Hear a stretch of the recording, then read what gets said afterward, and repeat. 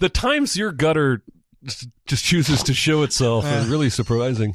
To be able to enter relationships with these beautiful women. That's nice. That's beautiful. That's great. Yeah. Welcome to SinCast, presented by Cinemasins.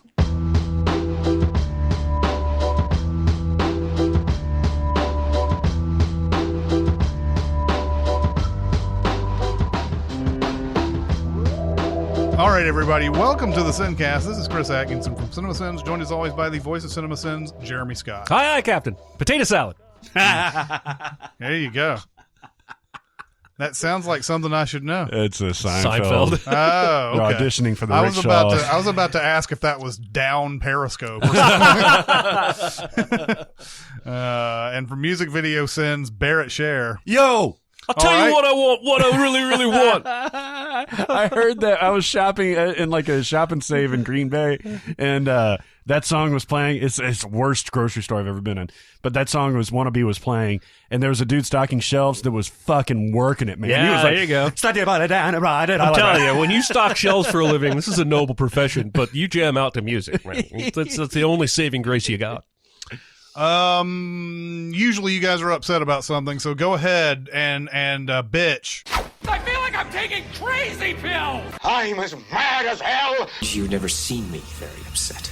All right, so I shop primarily at two grocery stores, Kroger and Publix. This is maybe a Middle Tennessee thing, but if you're American, you've probably at least heard of those grocery stores, even if you don't have them near you. If you go to Ralph's, that's Kroger's. They own like 15 different grocery stores across the country. Biggest grocery company in America.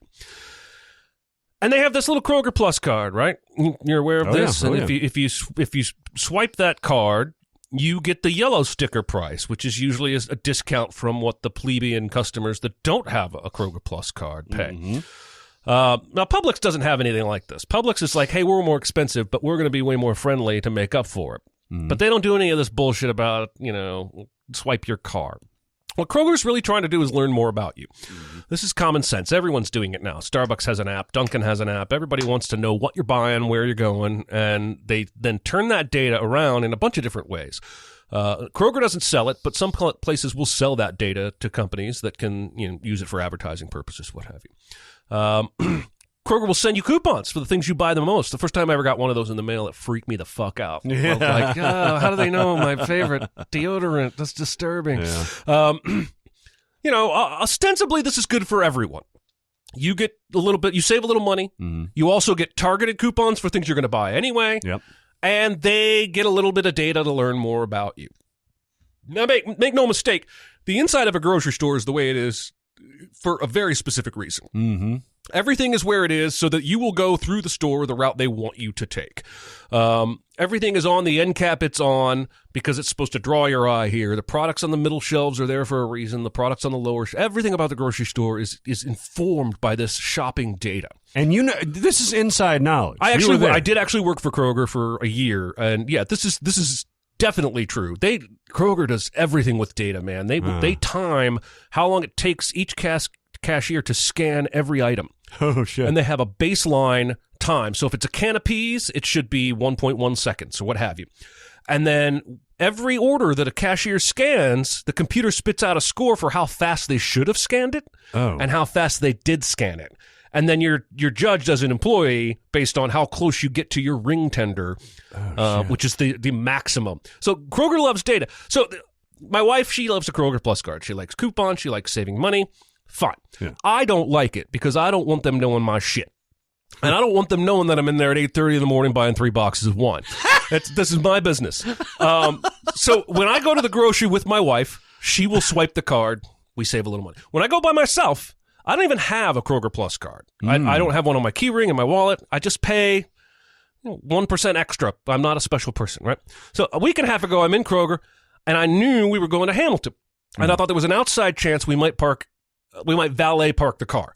And so I needed cash. I almost never carry cash, but I'm at Kroger. I'm like, cash back. I've done this 1,000 times. And then it says, will you accept the cash back fee of 50 cents? And I went, what? Huh. And I was in kind of a rush, and I was like, fuck it, give me my $5. I accepted the 50 cents, and I moved on. And then 2 days ago, I needed cash for another reason. I forget what it was. I think my wife wanted some cash. So again, I'm in Kroger, cashback $20. Will you accept the $50 cashback fee? 50 cent. 50 cent cashback fee. $50 would be too much. Now, this made me irate because you're stealing from me now. Yes. I gave you $5 of my digital money.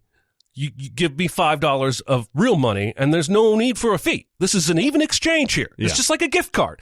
I buy a gift card for $50. There's $50 on that gift card. Yeah. And you let me swipe it when I come back in because you've already gotten that $50. This is how it works. Yeah. So charging a 50-cent cash back fee is just blatant richieing. It's just blatant stealing from me. Like, there's no credit card processing fee that they have to pay above and beyond. No, it's not like an out-of-network ATM or anything like that. No! And so my first thought was, well, Kroger just got $3 billion richer with everybody who gets cash back having to pay 50 fucking cents now. So I go Googling, and no, they've got a caveat that they think makes this all right. You don't have to pay that 50-cent fee if you swipe your Google Plus card, or your Kroger Plus card. So if I swipe my Plus card and let them know all the data I don't want them to know, I don't have to pay the 50-cent fee to get cash back. So they're essentially now charging me for not being a Kroger Plus customer. That's so... Yeah. 50 cents every time I want cash. Do you realize how much fucking money they're making doing that? Yeah, that's like an Office Space. Take the last percentage off. Yeah. Most people probably don't even. You just click a green. You see 2 green buttons. You clicked yes already. Here's another button. Do you accept the? I'll just click that green button too. Most people may not even know. I went to Publix just to check. Not charge any kind of cash back fee for me to get cash back at Those Publix. evil bastards. And obviously, first world problems. I just don't go to Kroger for cash, right? Yeah. It's always annoyed me that if I get money out of an ATM that's not my bank's, I have to pay a $2-3 fee. But at least that makes some measure of sense. Yeah. Hey, you don't bank with us, bitch. But I already shop with you, Kroger. Why are you taking 50 extra cents? Just because you can. Yeah. Just because you can. Yeah. And this is a recent phenomenon. Yeah, actually, what's funny is it's been so long since I got cash at Kroger. This actually started in June. Really? But I only noticed in the last 2 weeks because I never use fucking cash. I'm no less angry just because it's been going on for 6 months already. Yeah. It's highway robbery. That's exactly what it is. And it's like when I go into you know how sometimes you go into a gas station and they'll have a sign that says you can't use a credit card unless you spend at least $5? Yeah. Which is technically legal, but it's against the credit card's terms of service. Like you could probably call Visa and get them in big trouble for doing that because they're not supposed to do that. Uh-huh. But they don't want to pay the credit card fee to Visa for running your card if the amount is so small. Yeah. And so they make you buy like 6 Slim Jims and a Diet Pepsi and whatnot in order to get enough up there. Yeah. This is like that, but worse. But worse. That is. I'm very angry about it. I can tell. All right, your turn. That's crazy. Don't get cash back at Kroger. Fuck them. I'll get cash back at Publix and give them 50 extra cents just to spite Kroger. And this is all because you don't want them knowing your shit, even though they already know your shit. Generally speaking, yes. Like when I used to go to Starbucks every day, they would say, once you get the Starbucks card, you come in here every day, you'll get free drinks. And I'm like, listen, I looked at your app, and the app wants too many permissions. It wants to know where I am. It wants to read my text messages. It wants to look at my fucking pictures. That's ridiculous. Yeah. Now, I'm in a new situation. I go to Dunkin' every morning. And they started saying, hey, you come in every day. You should get the app. I looked at the app. Turned off all permissions, no problem, no questions asked. Now I'm saving money at Dunkin'. Interesting. They know what I'm buying. Yeah. They know what time of day. They know how frequent. Yeah. But they don't get my pictures and my text messages and my map data. God damn it. Mm-hmm. So anyone who wants to can get a lot of your shit, but not all of your shit. Yeah, I mean, if we're being honest, we can't unfuck this box. Like it's already, all my shit is out there. We're just waiting for the day when everyone's shit leaks. And thankfully my shit is pretty tame compared to, well, at least yours. You like clown porn. Yeah.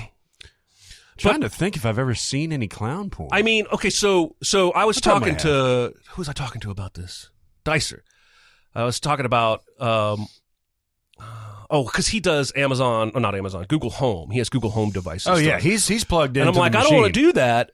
But like, if I want to say something to my wife that I super want private, I'll leave my phone in the other room and then go tell her in a separate room. I can't do that if there's an always-on speaker in the room listening to everything I say. But he was like, you're kind of carrying around an always-on speaker as long as your phone's on you. So that's the only way you can avoid it is put your phone in another room for everything important you want to say. What is so important? Like you're like, I see dead people. Well, no, but the kind of shit that the kind of true personal opinions I wouldn't want advertisers or podcast listeners to know, such as I'm a big.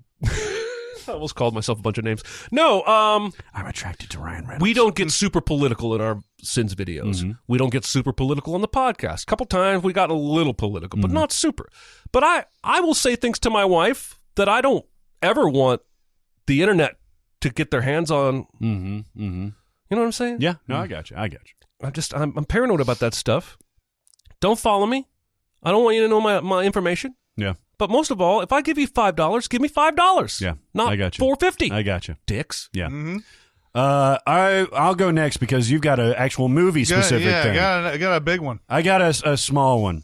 The reason that I'm a little bit hoarse is just went to Green Bay, Wisconsin to see my beloved Packers beat the evil Seattle Seahawks. They are evil. In a nail biter of a game, and it was glorious. First time at a Packers game, an actual game, even though we've been up there many times, and first time at a playoff game, and they won, and it was snowing, and it was just like the most magical experience ever. Took my son and my wife, and it was great. Except for the fan behavior. Yeah. Now, Green Bay is notoriously known as kind of like a warm, inviting environment. Midwesterners, polite, that kind of thing. And for the most part, they were. And I guarantee you that this is probably the most well-behaved crowd. I'm guaranteeing you that it's probably one of the most polite crowds in professional sports, at least football or something like that. Football has a tradition of people being a little bit rowdy and a little bit drunk and stuff like that. Nowhere near the reputation that European soccer or football or that kind of thing has. But for Americans, it's pretty rowdy. The Green Bay game, generally okay. But then around about the third quarter, man, it's fucking this and it's fucking that and fucking fuck and fucking fuck, fuckity fuck, fuckity fuck. And then they started throwing beads, not like beads for tits or anything like that. Throwing beads down the thing. And Show us your tits, Aaron Rodgers. Yeah. But, well, that would make it a lot more palatable. That's true. And people are like throwing stuff for bad calls and stuff like that. And it turned into a lot of people, not the majority or anything like that, but it was a somewhat uncomfortable experience at times, especially when the Seahawks were coming back in that second half and people were getting pissed off.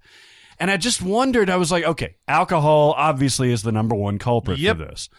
But also, have we not evolved past this as a species of throwing shit down? You're not throwing a set of beads from Section 303 onto the field. You're not fucking getting those beads Not near the getting field. there ever. You're getting it to row 51 of the section below you. And it's hitting some poor woman in the head or a kid or something like that. And they're turning around. They're starting to get belligerent at the people behind them. And then that person gets belligerent. Alcohol adds fuel to the fire, and it's a whole thing.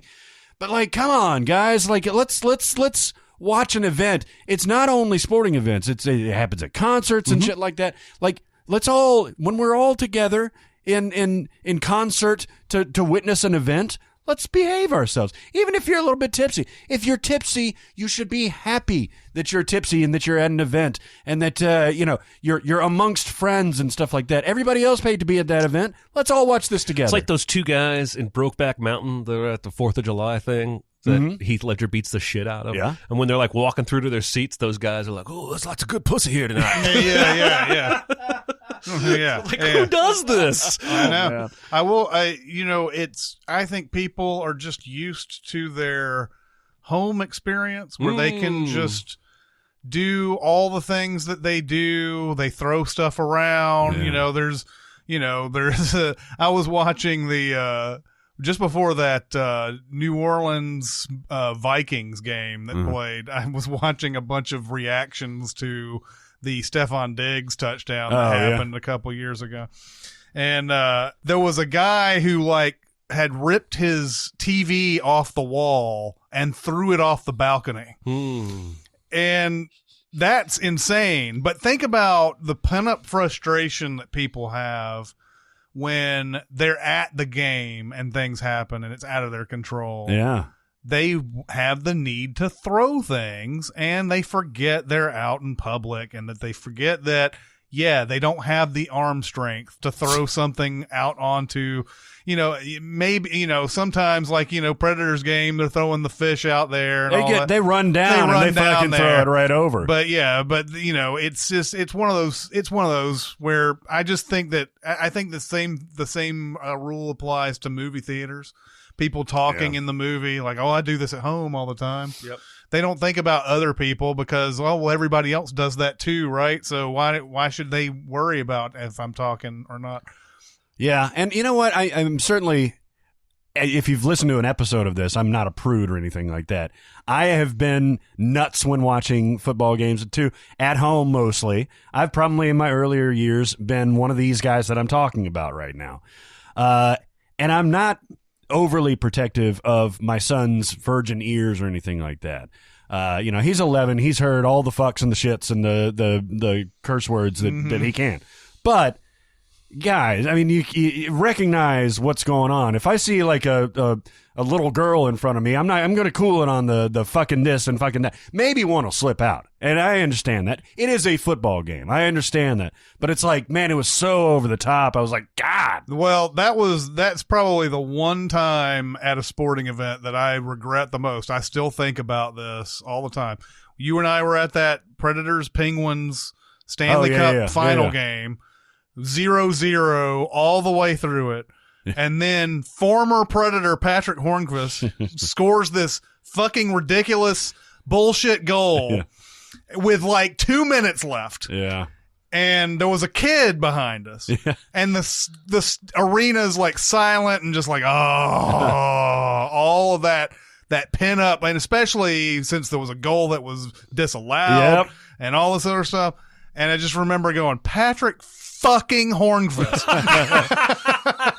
But you didn't realize that the girl was behind you, though, right? No, I knew because there was some other like activities going on earlier in the game, and I knew. I forgot. I mean, having something like that slip out, I totally understand. But that was the one thing I was like, man, I'm not like that out in public. But that was a moment where I just everything had come out. Problem is, there's too many people out there who just think that out in public is the same as being at home. Yeah. So I'm pleading, and actually for our European listeners, I'm sure you've been to some rowdy hooliganistic like fucking football, rugby games and stuff like that, and maybe it's even worse over there. But here, man, let's all come together. Movie theaters, concerts, sporting events. Let's all enjoy the experience. Even if your team's losing, man, root them on. Don't be all fucking and throwing and fucking and stuff like that. I know, man. Good one. Yeah, Deadspin used to be famous for getting reports of people fucking in the stands. I remember those. And there. Did you see somebody fucking at the game? No. But there was one for a Bills game where this woman's leaning over the balcony watching the game, and there's a dude eating her ass. Yep, I remember that. I'm like, what? I want to know so much about this. Yeah. Like, what caused this to happen? Yeah, there's definitely alcohol involved there. Yeah, Jesus Or Christ, drugs. you got to be blackout fucking. Anyway, yeah. So I'll rant about the Oscars since the Speaking of assholes. Yeah, exactly. Since the Oscars were announced yesterday, my rant about the Oscars, like, yes, I could say it's not as inclusive, and it's Oscar so white all over again, and Cynthia Erivo, I believe, is the only person of color to get nominated in the entire acting category. In the past, like, look, I'm not the type of person who's like, well, we should just give token nominations and everything. I'm not like that or anything. Although I'm beginning to think maybe we should, because they give plenty of token nominations to white people. They sure do. And like I am sitting there looking at some of these nominees, and I'm like, was Al Pacino's performance in The Irishman one of the top 5 performances in his category that you saw this year? No. Was who else was on there? Like, They gave Scarlett Johansson 2 different nominations. I think I agree with Marriage Story. Yeah. I like Jojo Rabbit, and I think she's really different in Jojo Rabbit. But I don't think it's one of the top 5 performances of the year that I have seen. And it seemed like this year, more than any other, there were more snubs than I have ever seen in one Oscars. I mean, seriously, there's always the 2 or 3 or whatever. Yep. But like this one, it seemed like there was a whole like you could make a whole other category out of the snubs. Jennifer Lopez was one that I was, kind of surprised that there was so much outrage over. Like I watched Hustlers and thought, wow, she was really good in that, but I wasn't thinking, oh, she'll get nominated for an Oscar for this or anything like that. But she had been nominated for everything, I think, leading up to the Oscars, and then didn't get a nomination. Yeah. It doesn't make any sense whatsoever.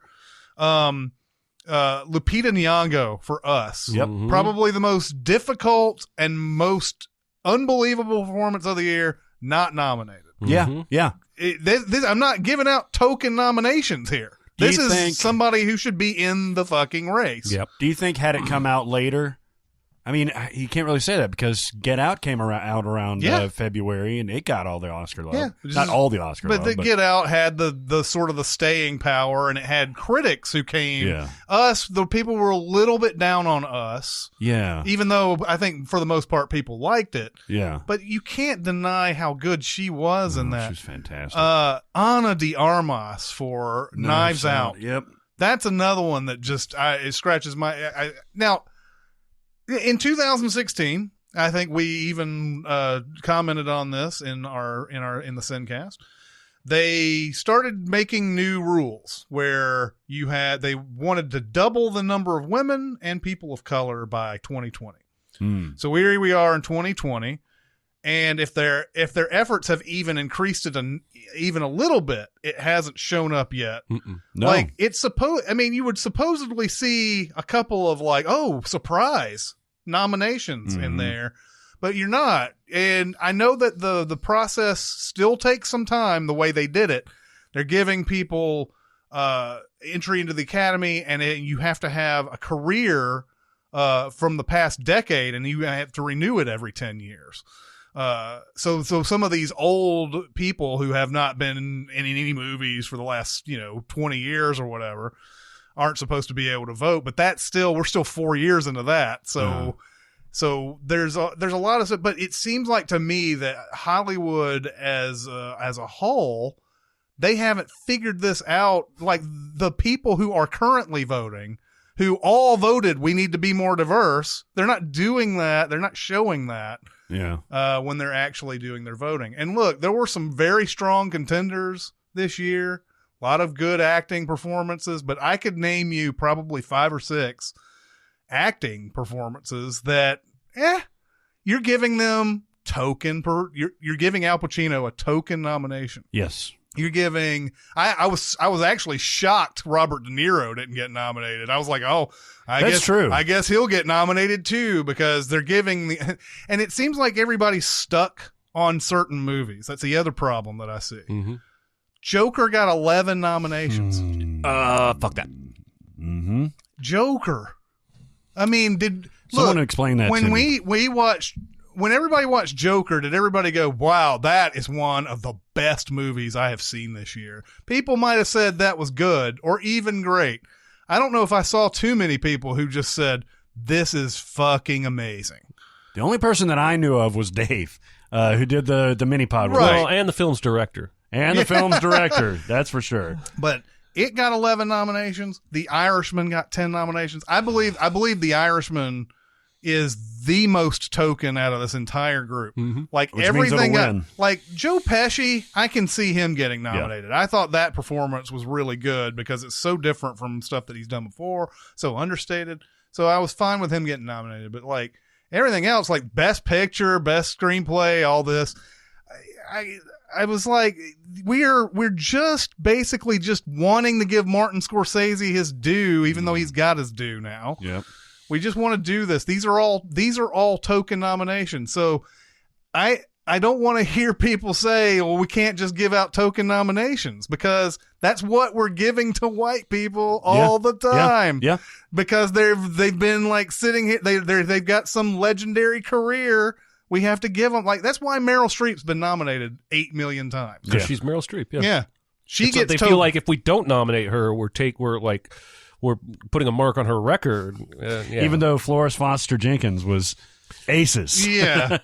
I'm surprised specifically by Apollo 11 not getting nominated. Yeah. Which I thought that was the best documentary of the year, which makes this, I think, the second, either 2 out of 3 or 2 times in a row that what I thought was the best documentary didn't even get nominated. Mm-hmm. And Greta Gerwig not getting a Best Director nomination really flummoxes me. It surprises me. Well, it's again, you're making room for Scorsese here. Yeah. And Scorsese... And Todd Phillips. And Todd Phillips, of course. Yeah. And I mean, that's the thing. Like, it angers me that Joker gets this much play. But then, like, well, if it's going to get this much play, of course, all these other categories, it's going to take up room and everything. So nobody sits back and thinks, well, maybe he did. I don't know. It's a tough one for me to, if objectively all these people in Hollywood love Joker, then there's not really much I can say about that. But The Irishman, man, come on. No. Nobody was hailing that as some, like, oh my God, Scorsese's still got it type of movie. Everybody kind of liked it. I felt like the same thing about Joker, though. Yeah. I think with Joker, I think part of the problem is a lot of these Academy members don't watch these movies. And so they might look at Joker and say, well, I can assume by what I've heard that Joaquin Phoenix's performance is amazing, and that makes it an art film, but it made over $1 billion, which makes it a studio film, so let's nominate that. Yeah, yeah. And, you know, again, I said something to you guys a couple hours ago that, you know, the Joker's one of the most well-made movies I can't fucking stand. Like, its cinematography's great, set design is amazing, the acting is great. It's not Best Picture. No. It's not Best Picture nominee material. No. And, you know, I talked with Dicer a little bit yesterday, saying, you know, maybe we have too many nominees because we had the Moonlight thing and the Green Book thing where they were both kind of surprise winners when there were other quote-unquote favorites people expected to win. Maybe we're diluting all the votes and spreading them out to so many movies, and that's going to make Joker or Jojo Rabbit win or something weird.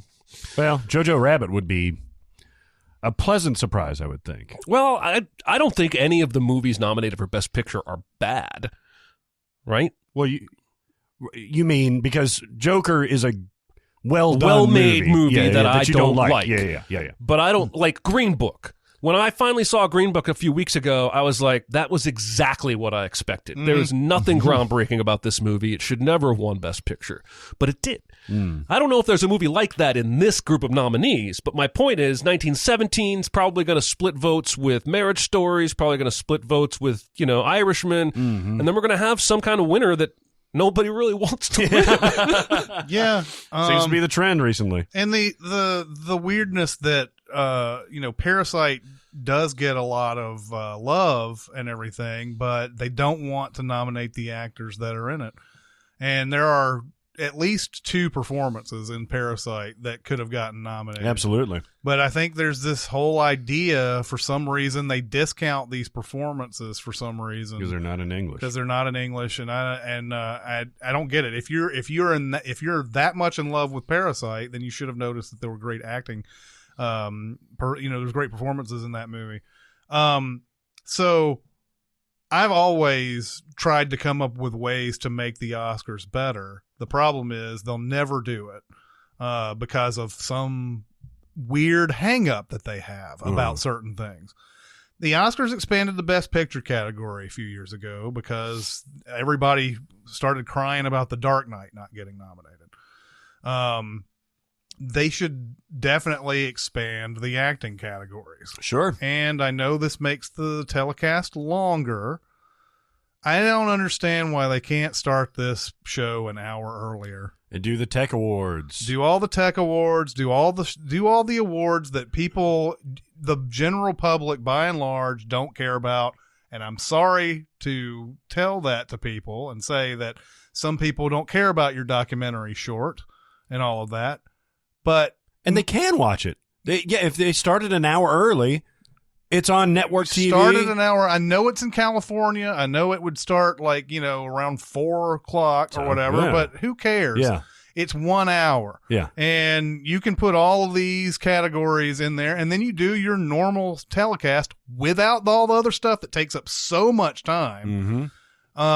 If you want to, you can even throw, like you always do, you always throw the audience a bone at the beginning and give that supporting actor, supporting actress category, and then you start going on all the so-called minor ones and everything. Just do it an hour early. Get everybody is sat down. They see it on the screen. Mm-hmm. You are recognized. You get the exact amount of adoration as you would have if it was at 8 o'clock or whatever. I wish they would do that, and then they could just expand the categories where it seems like there's snubs every time. Why not have 9 or 10 people in that acting category? Well, the only time it takes is to read their name in the nominations, right? Yeah, and the clip, which is like 15 to 20 seconds. Somebody weeping uncontrollably. Yeah. Or shouting angrily. Eric, no! And I never learned to read. Did you see what Bong Joon-ho said about being nominated for Best Picture? I did not. I feel like it's Inception. Soon I'm going to wake up and realize this was all a dream, and I'm still in the middle of Parasite, and all the equipment is malfunctioning, and I see the catering truck on fire, and I'm wailing. That's great. But right now, everything is great, and I'm happy. I want to be friends with that guy. I do Yeah, too, no man. He seems kidding. so awesome. So yeah, again, I feel like, if your performance was good enough to be nominated, which, that's what the snubs are and everything, you should be in there. And like I said, I'm not out to give just somebody who just doesn't completely deserve it a nomination, but you guys are constantly doing that. Yep. Academy is constantly giving praise to people who don't really honestly deserve it. They've had their time. They've had a lot. Al Pacino was nominated. Now, look, Al Pacino was nominated 8 or 9 times before he finally won for Sin of a Woman. So he's been recognized. You don't need to give this extra adulation over something in The Irishman, which I think it's an okay performance. It's Al Pacino. Yeah, it's weird. Al Pacino overpronouncing his R's to sound like he's from the Midwest. The movie is fine. It's just you just want to be like, I want to give Scorsese. Scorsese's such a legend. Yeah. I want to give that guy a nomination. Yep. And that's what happens with these things, man. There's no way that many people thought The Irishman was one of the top 10 goddamn movies of the year. Is any of this, I know I'm going to regret saying this, is any of this showering of love on Irishman some kind of subconscious response, support for his quote-unquote bashing of superhero Marvel movies, and the old Hollywood elite are like, yeah, those aren't films. We'll show them by propping this one Scorsese film up. I wish I could say yes, but I think it's more about Scorsese and how everybody just wants to suck his balls. Yeah, suck his balls. Even though before he won for The Departed, remember Entertainment Weekly or Variety or one of those magazines used to have we got a producer, we got an actor, and we got somebody else who works in the film industry to tell us what they thought about the nominees. And they would tell the straight up truth. In fact, way more truth than they should really ever, even anonymously talk about. But they had the one guy during the Departed. There was one guy who said Scorsese isn't particularly loved in this town. And I was trying to figure out if he meant producers hate him, studios hate him. Surely actors don't hate him. Wouldn't think so. Surely people who actually do creative don't hate Martin Scorsese.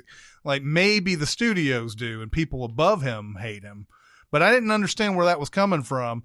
And it was sort of given as a reason why he had never won before.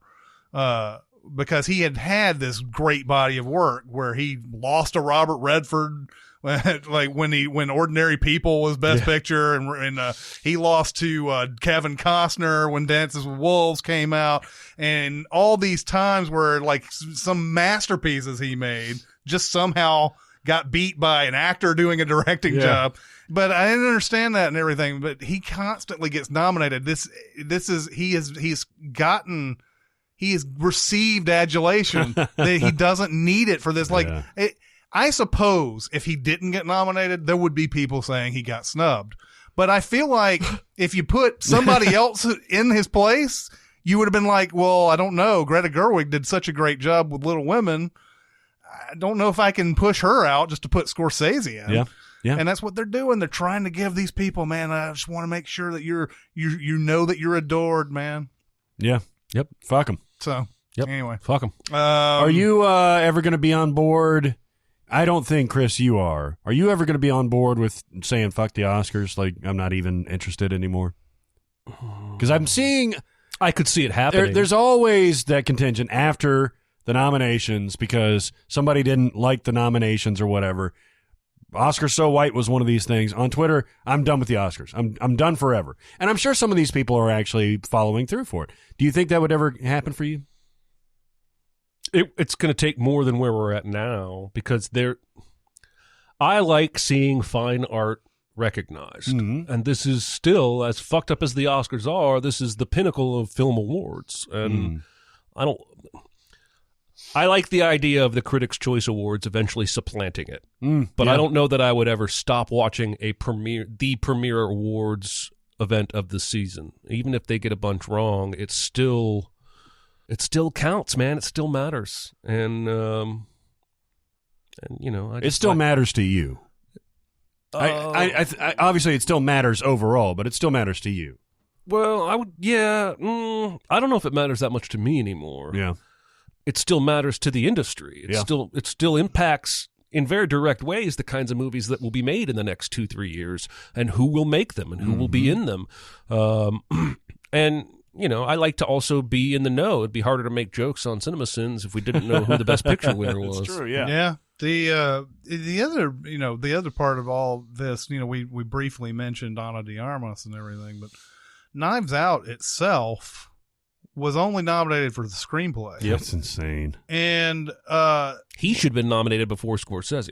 Oh, for sure. Yeah. The juggling act that Ryan Johnson has to do in Knives Out is definitely, I feel, more than what Scorsese had to do. Again, we're not industry people and everything, and you know, in these things, directors nominate directors. Actors nominate actors, so on and so forth. And then I think everybody votes on the remaining nominees, but that's a fraternity / sorority that everybody's like, you know, getting their buddies into the category, and it's just not right anymore. But Knives Out, if you've recognized the screenplay as one of the top 10 screenplays that's going right now, that's one of the top 10 movies right there. Mm-hmm. Like, yeah, I guess there could be a screenplay that's so great and then the movie itself didn't turn out to be all that good. No, the movie's even better than the screenplay. Yeah, but the movie is great. And like, you know, Ana de Armas, I feel like Daniel Craig, even though he's hamming it up a lot, he could have probably been nominated in that. Mm-hmm. You know, maybe not really anybody else in there because everybody else is playing a tinier supporting role, but God, it feels like you loved Knives Out, but you just we don't know what else we can nominate from this outstanding movie. Certainly not the direction or the best picture or anything else that's in there. Just the screenplay. So yeah, that's all. That's all. I think they get stuck on certain movies. They get stuck on certain actors. And they want to recognize them, and that's your awards, and that's unfortunately what happens every time. Yeah. Does anybody have any recommends and awards? Totes Amazeballs. They're great. It won the Academy Award. Oh, for what? For best movie ever made. Ooh, I have some fun ones. I'll start with a recommend. Did you ever watch a show called Children's Hospital? I have seen episodes of it as a frequent purveyor of Adult Swim. Yeah. Did you ever see this? It's an Adult Swim show?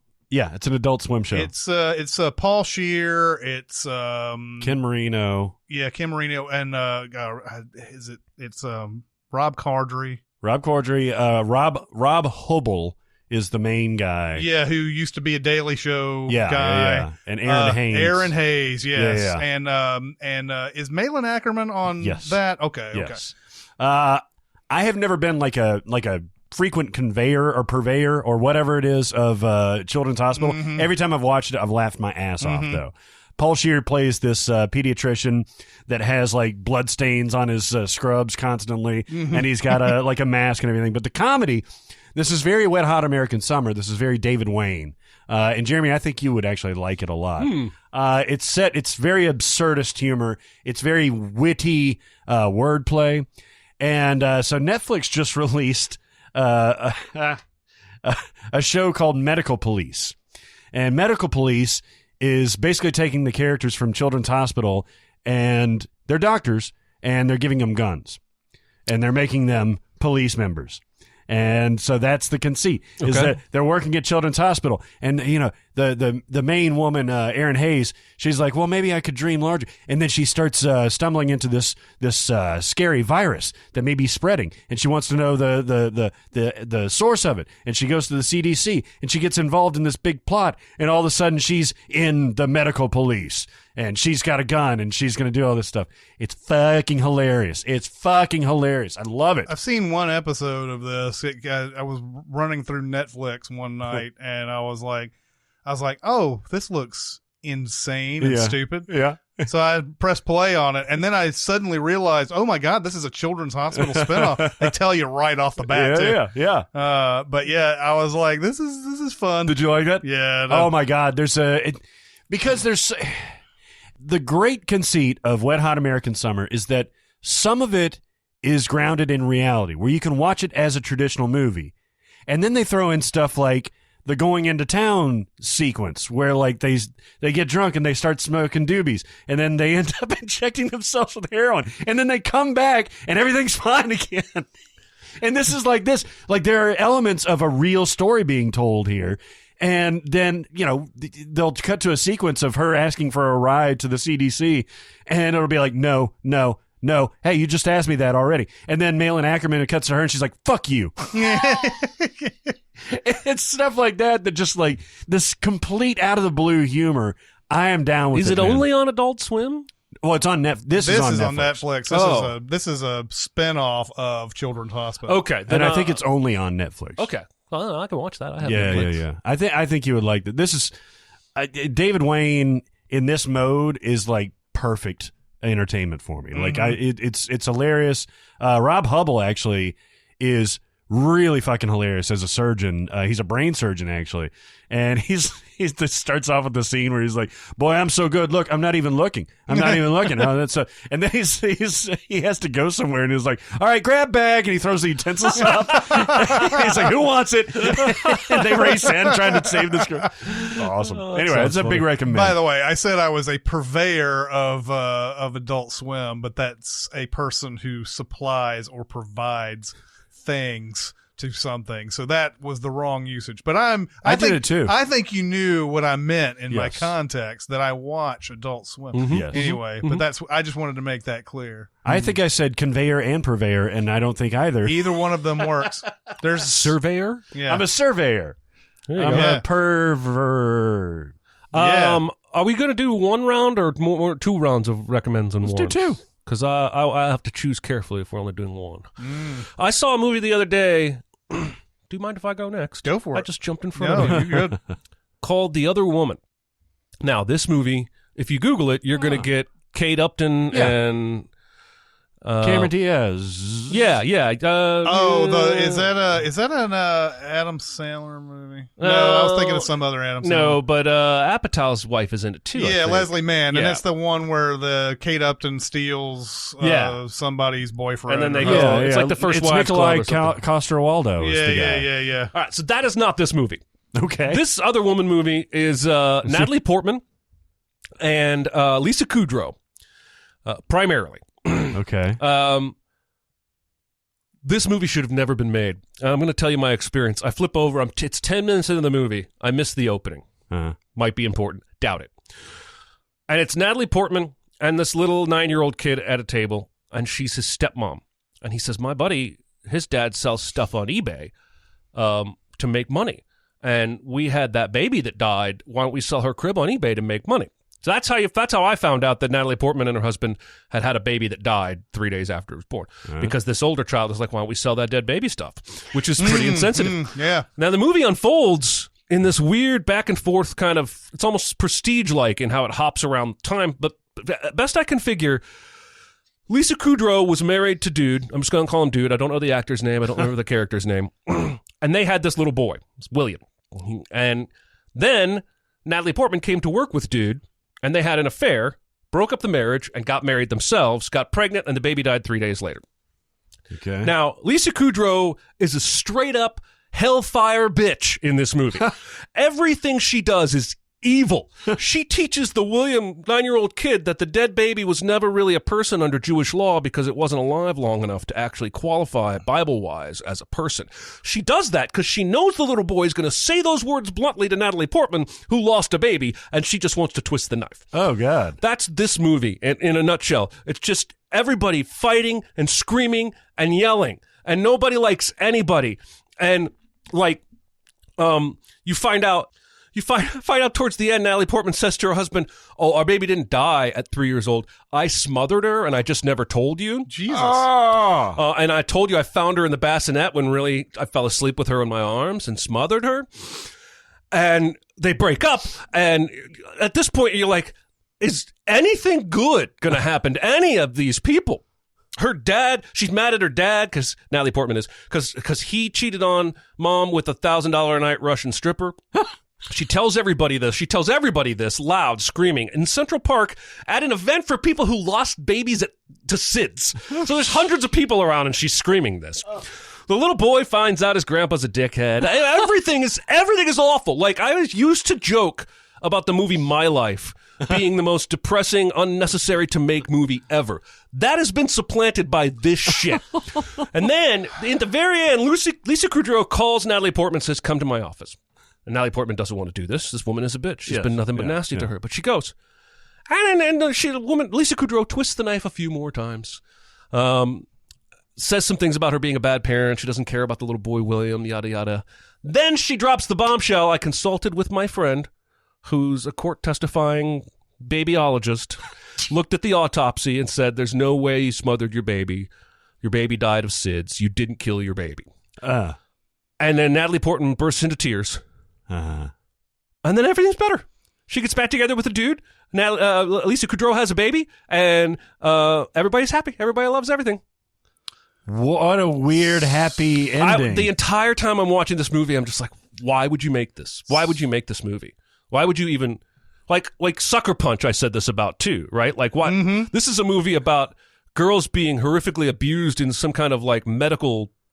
fuck you factory, escaping into dreams where they defeat monsters. This is the most depressing shit ever. Yeah. Why would you make this? Yeah. Same thing here. Why? Who? Now, the only thing I can think is that whoever wrote this movie probably went through these exact circumstances, and this was some kind of cathartic therapy to write it down. But why somebody looked at that script and said, "We need to put $10 million into this movie, hire Natalie Portman, and make this shit now." Because it goes from sad to I hate the world. And then at the very end tries to flip a switch like, bagels, everybody's happy. So I've seen this movie. Oh my God! Don Roos did it, and he directed a movie called Bounce, and he did another movie called The Opposite of Sex, which Gwyneth Paltrow in Bounce? Yes. Ben Affleck. And The Opposite of Sex, which Christina Ricci, I like that your movie. girlfriend, is in. That's right. She's vivacious in that. The movie was originally called Love and Other Impossible Pursuits, and the reason why I saw this movie is that this was the movie that was filmed outside of my movie theater. Oh my God! Yeah. Oh my God! Oh, in New York, right? In New York. Yeah. I used to work at this theater called the Atlas Park 8. It's a Regal Cinemas, and they filmed a scene, and that scene is in the movie of them walking out of a movie, her and her mom. Mm-hmm. And that's my theater. Oh wow! And they're doing this talk, whatever. And yeah. everything. And so actually was looking for me in some of the shots because I was actually watching Natalie Portman go back and forth in the area that's right in front of the theater and everything. And of course there was there was a guy, there was an usher that I knew who came out and started watching with me and everything, and like yelled out, "Hey Natalie, we love you!" and fucked it up for everybody. Nice. But because I was just sitting there silently watching, and then like some dude comes up and he's like, "What do you think it's going to look like in the movie when you see people looking down?" I was like, "It's going to look like people looking down from a balcony." Yeah, I would go and I'd start movies, and then I'd have like 10 minutes, and I'd be like, "All right, I'm going to go down and watch them shoot this movie," and then would watch it for about 10 minutes or whatever, and then it'd come back up, start another movie, and then come back down, and it was just shooting it like throughout the night and everything. Yeah, movie's not very good. No. But it was that's the sort of the footnote for me on this, because I wish I I'd actually known watched that. this probably I watched this 2 years ago maybe, because I was just, it was one of those things where you're sitting around and you're like, wait a minute, what happened to that movie? And I went and looked through Natalie Portman's credits, because I was like, I remember this having a stupid name of some sort, and I couldn't find it anywhere. And then I think I maybe remembered the stupid name, typed it into Google, and then it said, "Oh, it's the other woman." And then trying to find that bullshit, How does this shit happen? Because there is a movie called The Perfect Getaway, or A Perfect Getaway, with Steve Zahn. There's a movie called The Getaway with, well, there was one with Steve McQueen and then one with Alec Baldwin. There's a movie called The Getaway with Ethan Hawke and Selena Gomez I talked about a few minutes ago. Yeah. There's a movie called The Getaway with Aaron Paul and Emily Ratajkowski, where they go to Italy or some shit and a creepy neighbor tries to kill them. And I'm just like, some bean counter somewhere, right? Says, well, nobody's going to care if the movie's called Life and Other Miserable blah blah blah. So we got to call it something that 12 other movies have already been called. Yeah. It makes no sense to me either. Like, I mean, you might as well call it like, just call it something absolutely insane. Yeah. And then maybe get people to at least remember the title. eBay the Dead Baby Shit. That's what you should have called it. Yeah. God, it was the most depressing experience I've had in a long time. Do not watch. Yeah. All right. Yeah, that's the only reason I watched it. I was like, I wonder if any of that stuff made it into the movie. And sure enough, there was that one scene where they come out, walking out, talking about seeing a movie or whatever. Like, huh, good movie, huh? Yeah. I was like, oh shit, that's the fucking that's the theater in the back. I am going to recommend. Now, I did not rewatch this movie all the way through. It just happened to be on cable, and I had it on while I was doing some other things. But as it was on in the background, I kept watching it and, stopping and watching it for about 10, 15-minute blocks sometimes and everything. I've recommended at least in some way this movie before, but Cinderella Man. Oh, yeah. Ron Howard's probably his second best movie he's ever made.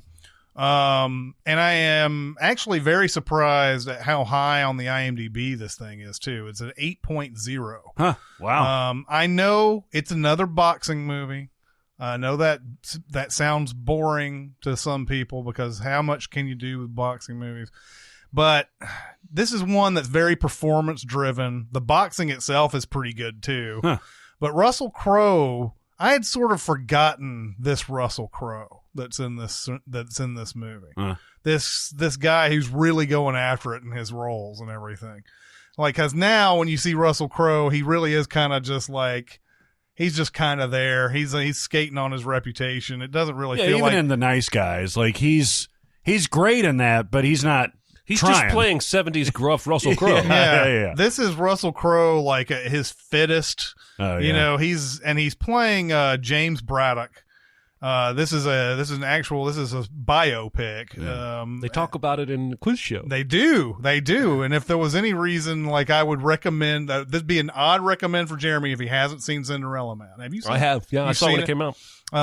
It would be because they talked about all this in quiz show.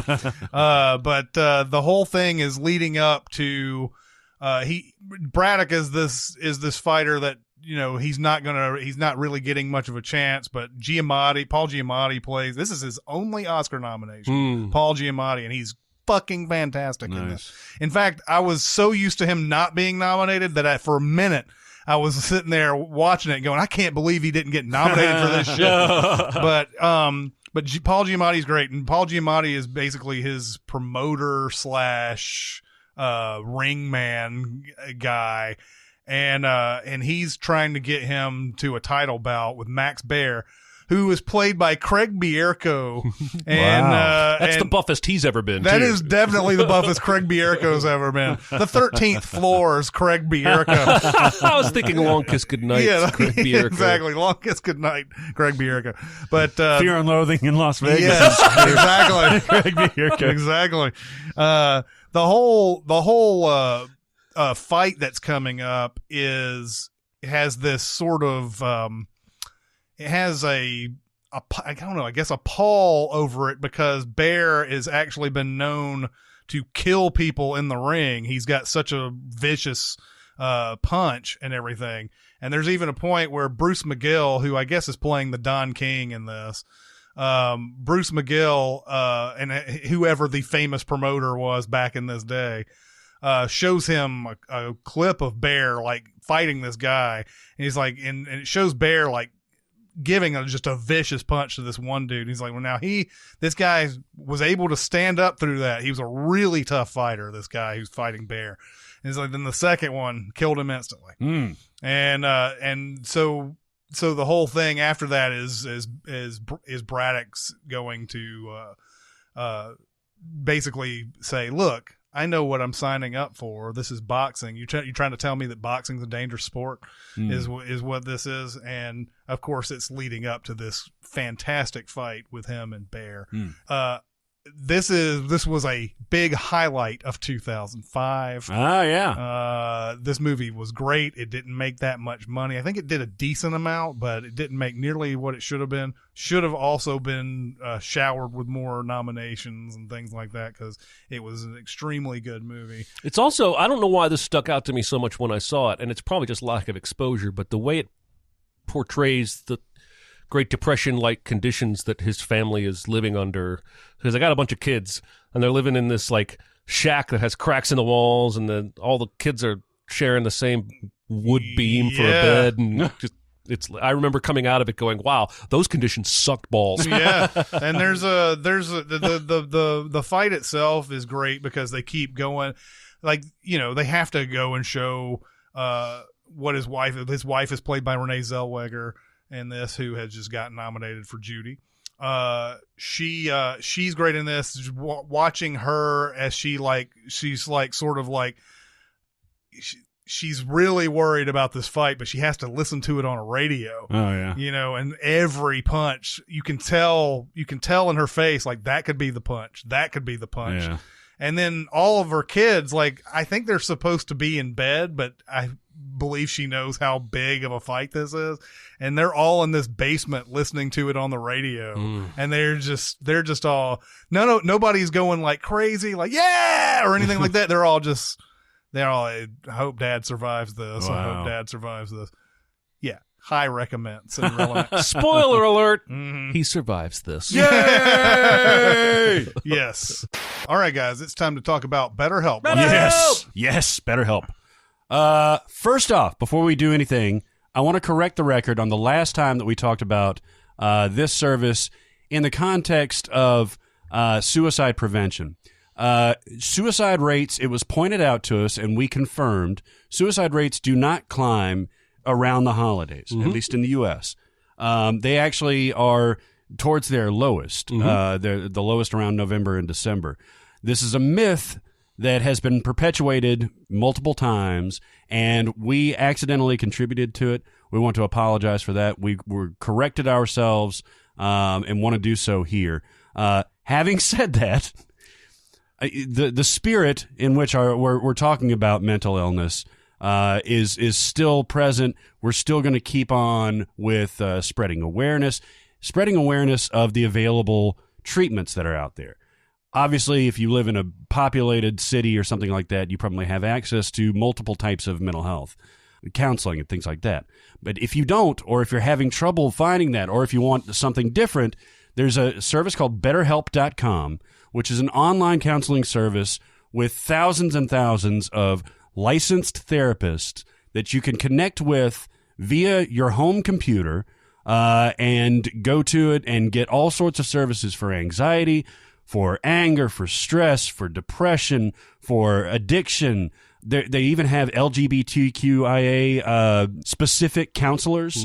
This service is amazing. I've used it. One of our colleagues has used it. It could not be easier. It's spectacular in terms of the accessibility, in terms of the response. Leaned into that. The response. In terms of being able to contact your provider, your counselor as soon as you get matched. It's easy to do. It's really, really great. Yeah, and if you have barriers between you and therapy, some common ones are distance. I live way out in the middle of Montana, and the nearest therapist is 3.5 hours and over the mountains away. That's a legitimate thing that some people face, not the specific Montana thing, obviously, but just distance to therapy. But then also, if you are uncomfortable in spaces that aren't yours, that aren't your home base, that's not your cave, and if that makes you concerned with the idea of therapy, of leaving your home to going to some sterile office and waiting in a waiting room, this takes away all of those concerns. If you have financial concerns or my insurance doesn't cover it, they have a button right there on the website where you can ask them about the various ways that they can help mitigate some of the costs. And it's just a great service, and we're really, really pleased with it, and we hope that you'll check it out. Yeah.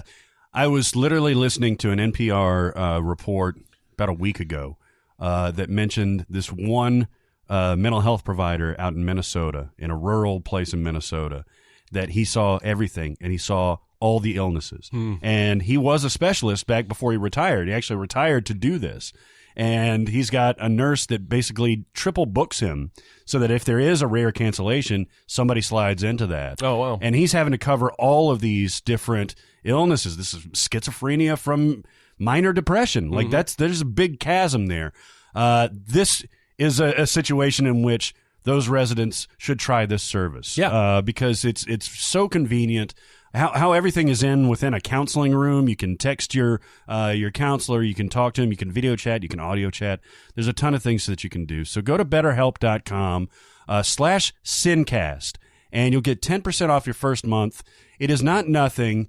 And I would encourage you to at least give it a try if you feel like you need it for that first month. You can book for as much frequency as you want to or as little frequency as you want to. But go ahead and check in with your counselor first and see, what you guys think is the best avenue to attack any issues that you're having. It's a super service. Really, really excited about it. BetterHelp.com/SinCast. Go there now if you feel like you need help. And we love them. I have a wreck of Warren. Let's hit it. Okay. And I didn't know what to expect with this movie. But I caught scary stories to tell in the dark recently. Okay. This is not a kid's movie, is it? No. It's like a horror movie. I'll tell you what it is. It's a movie that you don't see very often these days. It's a teenage movie about teenagers speaking in the way that teenagers talk, which is to say a lot of shits, a lot of goddams, a lot of cursing. Yeet? Do they say yeet? They say nary a yeet to be found, because surprisingly this movie is set in 1968. I don't know why. I mean, I guess it's based on the series of books that have been pervasive for forever. Maybe those, I never read them. Maybe those were set back in the 60s. Were they pervasive or were they purveyors?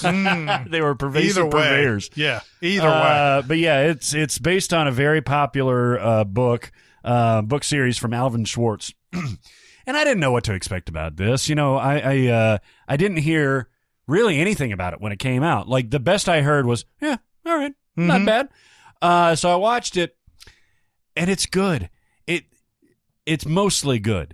The performance by the lead actress, Zoe Margaret Coletti, as she's known by now, is really, really good.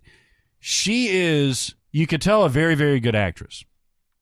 She's given this movie a little more than it needs, though. And I don't want to pick on her because I think she was 17 when she was filming this.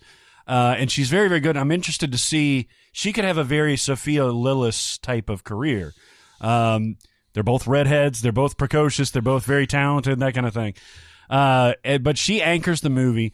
The rest of her buddies are kind of her losers club type of thing. And they're investigating, these disappearances, these deaths. So it's a combination. This was produced by Guillermo del Toro, but it's not directed from it. But it has a very it has a very del Toro feel. It was directed by Andre Ervdal. Yeah. That guy that has done other movies. Okay. It's done really well. The movie's pretty dark, like in tone, but it's really well done. There are a couple of scares in here that are legitimately fucking scary. I would not want my tween to watch this, but like if you're a 17-year-old looking for a movie about 17-year-olds, which you don't see very often these days, it's either the nostalgic Stranger Things and It, or it's, adult fare or like college age or something like that. This is really good. This is right in your wheelhouse. Some legitimate scares, some really good CG, better CG, I think, by far than It Chapter 2. Yeah. And I know there was some really good stuff in It Chapter 2, especially with Pennywise. But man, this is a little more understated. There's one demon, villain, whatever in particular that will freak you the fuck out. And it's done very, very well. So it's a rec one. It ain't perfect. There's some stuff to pick on and stuff like that. But overall, it's a good time. Scary stories to tell in the dark. All right. Kind of came and went this year. Birds or Howard Hughes? Birds. All right. Yeah. I watched a movie. My mom's a big birder. People who like to bird watch call themselves birders. Much like Star Trek fans call themselves Trekkers, not Trekkies. Is that is that a joke? That's for real. They call themselves Trekkers? Yeah, not Trekkies. Trekkies was the name given to them by people who aren't fans. I never knew. Did you know that? Yeah. Even though there's a movie called Trekkies Yeah. about Trek fans, it's not as divisive as it used to be. That's when I first heard about that, was when Trekkies came out. Was that there was a difference between the two. Yeah. I didn't know. I think before that movie came out, I thought that Trekkers was for the next generation and Trekkies was for the original or something like that. Wow. But apparently, yes, Trekkers don't like to be called Trekkies. Trekkies is like the pejorative form Yes. of Trekkers. Yes. I've learned something today. Hopefully that won't be the only thing you learn. So my mom has a life list for birds that she updates whenever she sees a new bird that she's never seen. Yeah.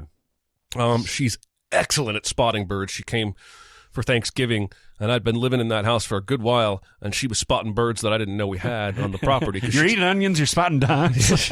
she just knows where to look. And so I've grown up with probably much more bird knowledge than any one person should have if they don't care that much about birds. I've heard you spot birds I before. like birds. I was at the craft fair with my wife a month ago, and some guy had a bunch of bird paintings, and I was like, nuthatch, bluebird, and the guy was like, ooh, somebody knows his birds. And I was like, well, like fucking common birds. Anyway. I wish you would say that. So the comment to me, because my mom is obsessed. So I caught this movie. It's made a few years ago called The Big Year. Yeah. Steve Martin, Owen Wilson, and Jack Black. Every single one of these mofos is skating in this movie. This is a paycheck movie. This is like, I did not enjoy this at all. Any one of these guys should make a movie watchable. Yes. Somehow putting all three of them in this movie with such a harmless concept as a bird watching competition, it like negated all the funny, all of it. So the premise here is that birders will sometimes do what's called a big year, where they start on January 1st and they end December 31st, and the goal is to see as many species in the year as possible. Now, first of all, they made a competition movie out of what is largely an honor system thing. Yeah. And the whole movie is basically all three of these guys thinking the other two are doing a big year, but everybody denying it. Because for some reason you don't want people to know if you're doing a big year. But also they keep showing up at the same places all over the continent at the same times of year, because I guess the high-end birders know that April 15th is when you see the yellow-bellied tanager in North Carolina, and then you can move down. I don't know. There's some kind of route that I guess you take, and they keep running into each other. Brian Dennehy is Jack Black's dad. Makes fun of him for being a birder, because that's what you do when you're a man. Gone Girl, Evil Chick is Owen Wilson's wife, and she's Patti LuPone from State of Maine. She's just every time she's on screen, there's some new expensive renovation she's doing to the house while he's gone. And he's talking about Rosamund Pike. Rosamund Pike, yeah. yes. And I also have to admit, I stopped watching this movie about 3/4 of the way through because it was really annoying. Oh, my. I love Steve Martin. Yeah. You're not going to find anybody who will defend Steve Martin as a comedian more than me. But he's terrible here. He's not even lifting a finger. None of them are.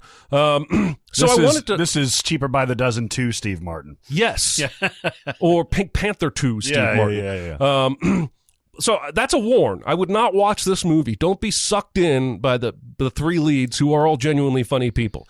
But I wanted to give you a recommend about birding movies, because there is one made 2006-07 called A Birder's Guide to Everything. I've seen this twice. Cody Smith-McPhee of Dawn of the Planet of the Apes plays the son. Oh, yeah. He's the lead guy here. Ben Kingsley's in it, and basically he thinks he's found what was previously thought to be an extinct duck. And he and his friends skip town. They're all like 12. It's kind of a coming-of-age kind of deal. And they go looking for proof of the existence of this, I forget what it's called, black something duck. And it's quality. Lots of character actor faces you've seen. James LeGros in it. And it's enjoyable. And so if you like birds and you want to watch a movie about people who do birding, watch that one and give the big ear the finger. I know of, and in fact, fairly recently on my Twitter timeline, I know of 2 fans of ours, followers of ours, that have birds. That own birds. Oh, Katya? yes, she's one of them. She was bird sitting, but then I think that became permanent. Yeah. Because when she first had them, I thought she was just like watching them. But she's had them for like 9 months. I can't imagine. Have you ever had a bird? Like as a pet? My nephew has birds, but no, I have not. Could you imagine living with a bird? No, it would drive me crazy. Me too. But you say that, but you live with a dog. Yeah. A dog barking is not going to drive you any crazier than a bird chirping. Yeah, but I can cuddle with my dog. Well, that's true, yeah. But you can also, so my nephew has birds, but he has finches, and he teaches. He's teaching them. He could teach them tricks, and they follow commands and certain whistles, and so it's almost as much of an educational thing for him as it is. Now, he can't cuddle those birds. Well, he could, but they'd die. That's interesting. You can teach finches to do stuff? Pretty birds, certain birds, yeah. Birds are smart as shit, man. And it's not like teaching him his ABCs. It's like, teaching him how to come to your finger and land on it. He's not going to cure cancer. In Latin. Backwards Latin. Since you brought up Steve Martin, I'm going to avoid this one that I was going to do and just go ahead, and because this has been on a lot recently, and I'm not sure, you may have recommended this one before, but The Spanish Prisoner. Oh, baby. This is a movie that you either recommended in an older episode or whatever, and it was one that I had never seen. One of these David Mammoths that I'd never seen. That's right. Yeah. Yeah, and then I think the next week you brought in a DVD and said, "Here, watch this," and so I did, and I loved it, and but now it comes on one of these channels constantly, and every time it's on, I have to switch over to it, and I feel like that movie is absurd. Oh yeah, but it's so great and watchable. So the Spanish Prisoner alludes to a kind of con, and I can't name the exact wording of the Spanish Prisoner and everything, but Campbell Scott is this guy who works for this company, and he's got this process. This is the MacGuffin of the movie. This process that he's created under his company. Ben Gazzara plays his boss. And the company is going to take this process and they're going to make tons of money off of it.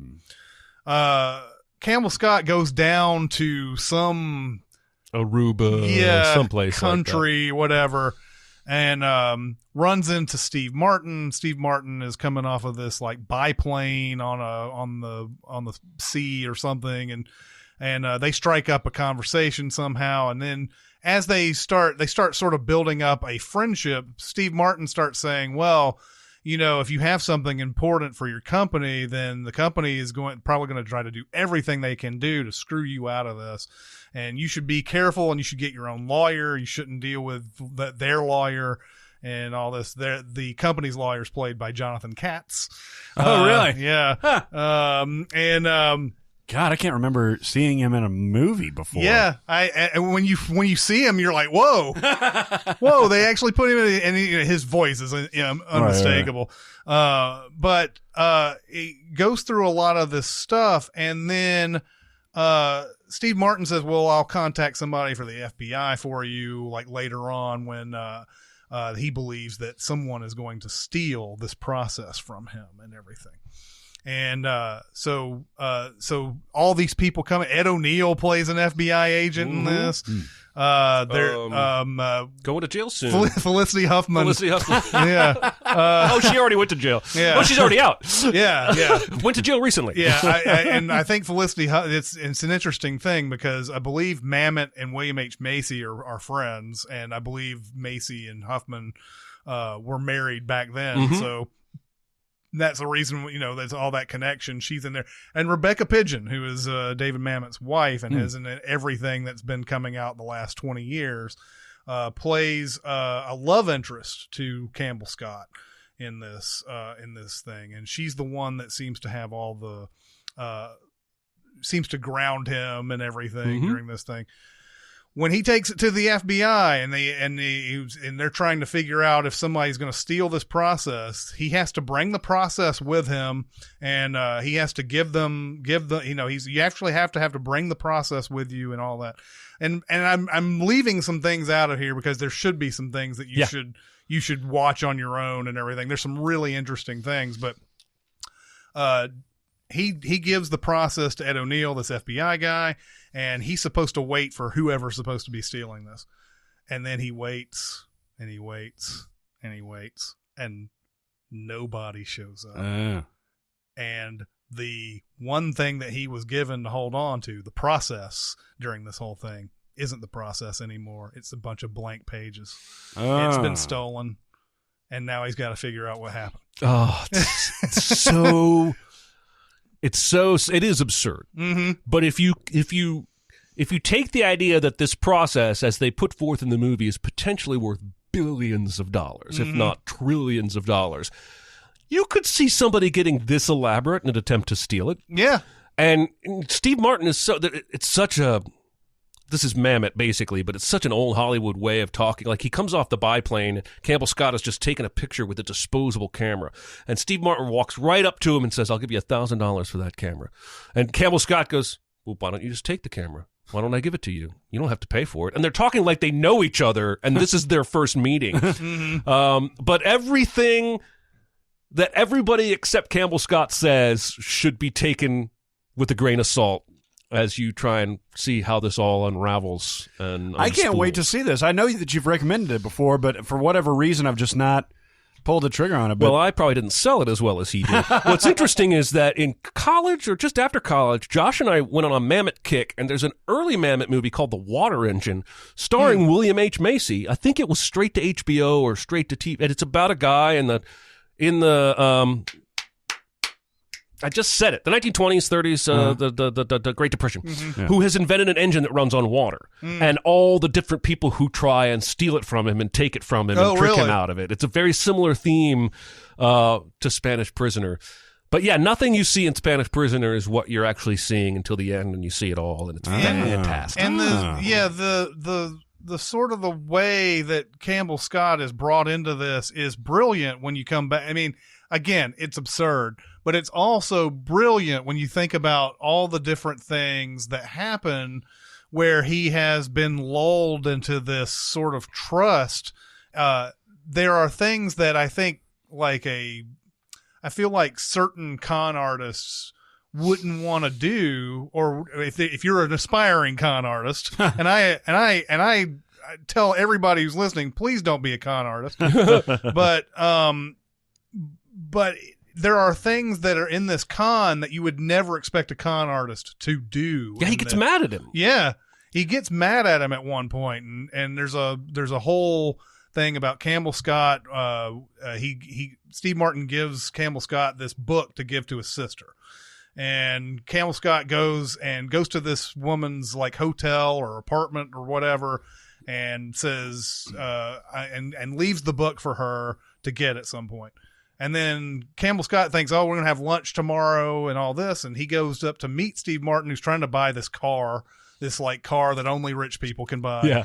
And Campbell Scott comes there and he's like, hey, what's up? And Steve Martin just looks at him like, anyway, and then Campbell Scott starts stewing, and he stands outside, and he's like, when Steve Martin finally starts coming down the stairs, he goes, I thought we were going to lunch today, and Steve Martin's like, no, I don't think so.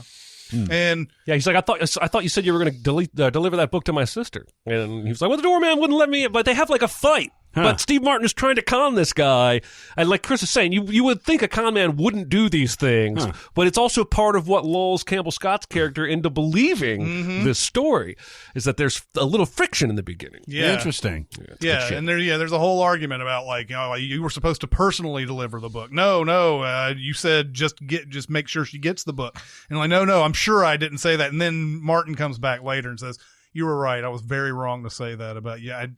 We had a big misunderstanding. I'm sorry. Let's go to lunch. Yeah. Mammoth's favorite thing, go to lunch. Go to lunch. Go to lunch. Anyway, yeah. I'm sure Jeremy recommended this in this very segment before in the last couple years whenever we did it. But it had been coming on enough, and I just sort of forgotten to we need to bring this movie back up because it's a great movie. It is a great movie. All right.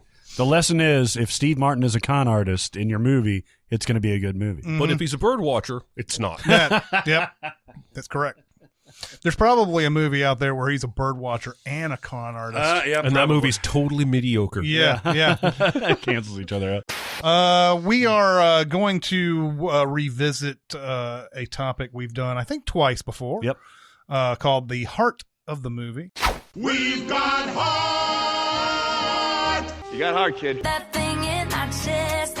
Yeah. Where we try to pinpoint what we believe if you took this scene out of the movie, it would be completely different.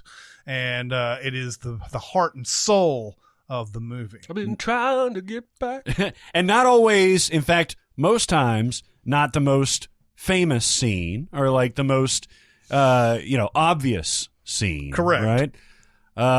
Can I go? Yeah. Yeah. I am finally back up to you guys' level of the movie Her. Ooh. So I saw Her when it came out, or a little bit after it came out, because it was on home video, and I watched it late at night, and I didn't pay attention. I was moved by the visuals, in particular the colors in that movie. Really, really amazing. What I didn't know at the time, because Joaquin Phoenix, I guess this was 2014? Yeah, I think it's 2014. But I saw The Master after the first time I saw this. So I hadn't seen Joaquin Phoenix in 2013. 2013. So, yeah, I hadn't seen Joaquin Phoenix in his full-on Joaquin Phoenix type of mode, which he's in now with Joker and The Master and things like that. Funny thing about this movie, even when he's down and depressed, he's a normal dude in this. In fact, he's a personable dude. In fact, he's sometimes strikingly handsome in this movie. He's not the shriveled, type of mutant that he is in certain movies that he's done since then. But there's one, what I think is the crux of this movie. Obviously, it's about a guy that grows to love his operating system, his AI-based operating system, voiced by Scarlett Johansson, who gives every bit as good of a vocal performance as she does in Marriage Story. Yeah. She's terrific in this movie. But there's one scene where he's getting over a breakup. He hasn't divorced his wife, but he's going to. He has just now gotten this OS system, and he's getting to know the person behind, or the AI behind it and everything. He's starting to have feelings for her, but mostly just platonic, fun feelings.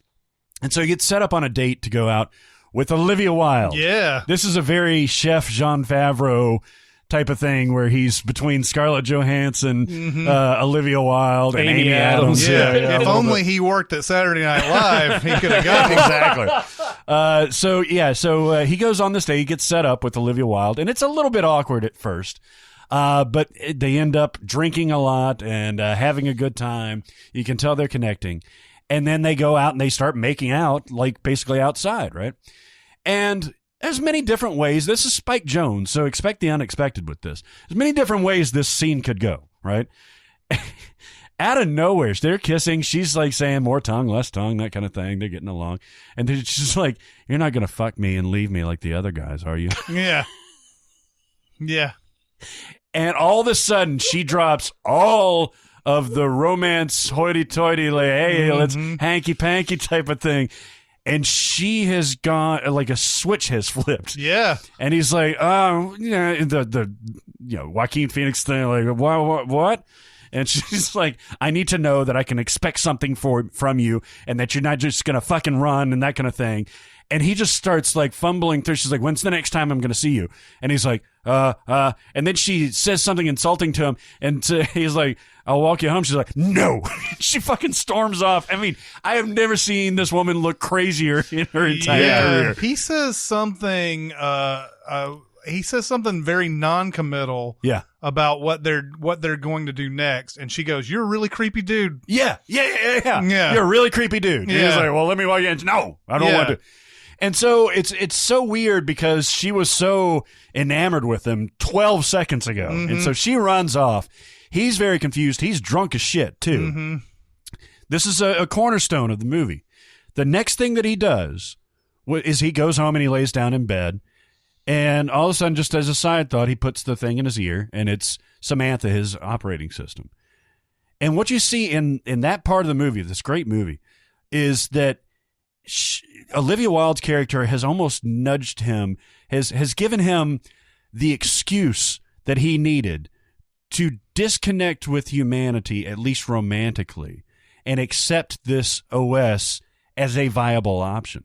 There's a whole lot of things that goes into that's a little bit creepy and a little bit weird when it comes to, she's there whenever he wants to call on her. She's comforting and listening when Olivia Wilde has real human emotions and, can go slightly crazy, especially when she's drunk. But that's the crux of the movie to me. That's the heart of the movie, is that moment where he decides, and they end up having sex that night, with the operating system. And I don't think that would have been something that would have happened that quickly had it not been for that experience with the Olivia Wilde's character. That's a good point. That movie is, I don't think I'm as high on it as you guys, but I really, really love the ideas in that movie. Like, I don't want to talk about the last 20 minutes of this movie. We should when we do the best of the decade. Perhaps. I don't really want to spoil it for anybody that may still go out and watch it, but it crushes me, man. Yeah. It crushes me. Yeah. It crushes you? Yeah. We need to talk about the last 20 minutes when we get to it later on. It exhilarates me. For her? Yes. Well, sure, but he's fucked. He's fine. He'll be fine. He'll be fine. I'm interested to know what happens next. Let's also talk about, you mentioned Scarlett Johansson and Olivia Wilde and Amy Adams, but his ex is Rooney Mara. Oh, yeah, that's right. These guys had a pretty good run. But you can also tell in this movie how he makes it. He's loquacious. He writes from the heart. He writes greeting cards and everything. He's a great writer. You can tell he's brilliant. There are times when Spike Jonze shoots him where he looks like the most handsome Hollywood leading man, up there with George Clooney, Cary Grant type of thing. So you can tell that this is, while a little bit overreaching, like this is possible for a dude like this to land poontang. Wow. Well, the times your gutter just chooses to show itself is really surprising. To be able to enter relationships with these beautiful women. That's nice. That's beautiful. That's great. Yeah. That's great. I think the heart of the movie can be defined two ways. It's either the scene that if you took it out, the movie wouldn't be the same, which was how I conceived of it with Jaws and the speech about the USS Indianapolis and everything. But I think it also could be the scene that sort of encapsulates the movie or makes the whole movie work. Sort of like what you're talking about here with like his relationship jump in with the OS doesn't click and work that way if he doesn't have this scene with her. So I wanted to talk about The Town, a Ben Affleck bank heist movie I've seen about 360 times. And there's a great flow through on his mother.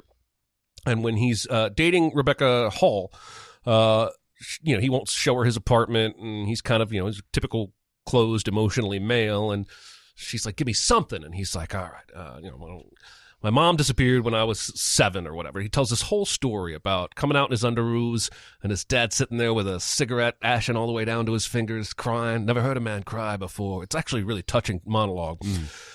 And he made these, I wanted to make these flyers. Somebody found my mom, they might return her like the person who found our dog. To this day, my dad will tell you he hung those signs up with me, but he didn't help. And it's a very touching little thing. And he talks about, my grandma lived in Tangerine, Florida. I always assumed maybe that's where my mom went. The point is, she didn't love me anymore. She didn't want to be my mother anymore. And so she left. So then later in the movie, he goes to visit his dad. Yeah. Chris Cooper, one of my favorite Chris Cooper performances of all time. Shit. And he asks his dad, why didn't you ever look for her? Why didn't you ever look for her? And he's like, who? Ma. Why didn't you ever look for Ma? And he's like, oh, she was never good and blah. She was never coming back. I told you to make those flyers because I thought it would make you feel better. I didn't think you'd wear it like a disease. And there's another wrinkle of the story with his mom, right? So then he decides, I'm not going to do this life anymore. We got a lot of heat. I've been arrested. I'm going to back out of this last job. And tells Jeremy Renner, they have this great argument on the street. You want to visit me? Come down, visit me. This is all just an excuse for me to do Ben Affleck impressions. Come down and visit me in Florida. And so then he goes to the florists, which is Pete Postlethwaite, to tell him, I'm not going to do your job. The florist is the guy that gets them all the jobs. And he's trimming his roses, and without even looking up, he's like, you think I'm going to put Joe Flip-ahead on this? I'm not going to hire them without you, and I'm not hiring you without them. You're a unit. And Ben Affleck is like, look, I'm not going to do it. All due respect, here's this wad of cash to help smooth things over. And he starts to turn, and Postlethwaite goes, you're going to do what I ask. And Ben Affleck's face is like, Jesus, fuck, man, come on. And then he goes, do you ever play the horses? There's 2 ways to geld a horse. You can do it with scissors or the chemical. You can cut them, or you can do it the chemical way. When your daddy tried to go out on his own, I did him the chemical way. I gave your mother a taste. Now she's doped up good. And then he says, your daddy didn't have the heart to tell you we were looking for a doped up suicide doper who was never coming home. And first of all, this is basically Ben Affleck has no choice at this point. He's got to do the Boston Red Sox job because this guy then threatens his girlfriend. But this is also what frees Ben Affleck up completely from the concept of family. Like, he's been holding on to this image of a mom that left that maybe he'll reconnect with, maybe in Tangerine, Florida, maybe. Even my dad is an asshole, even though he's still around.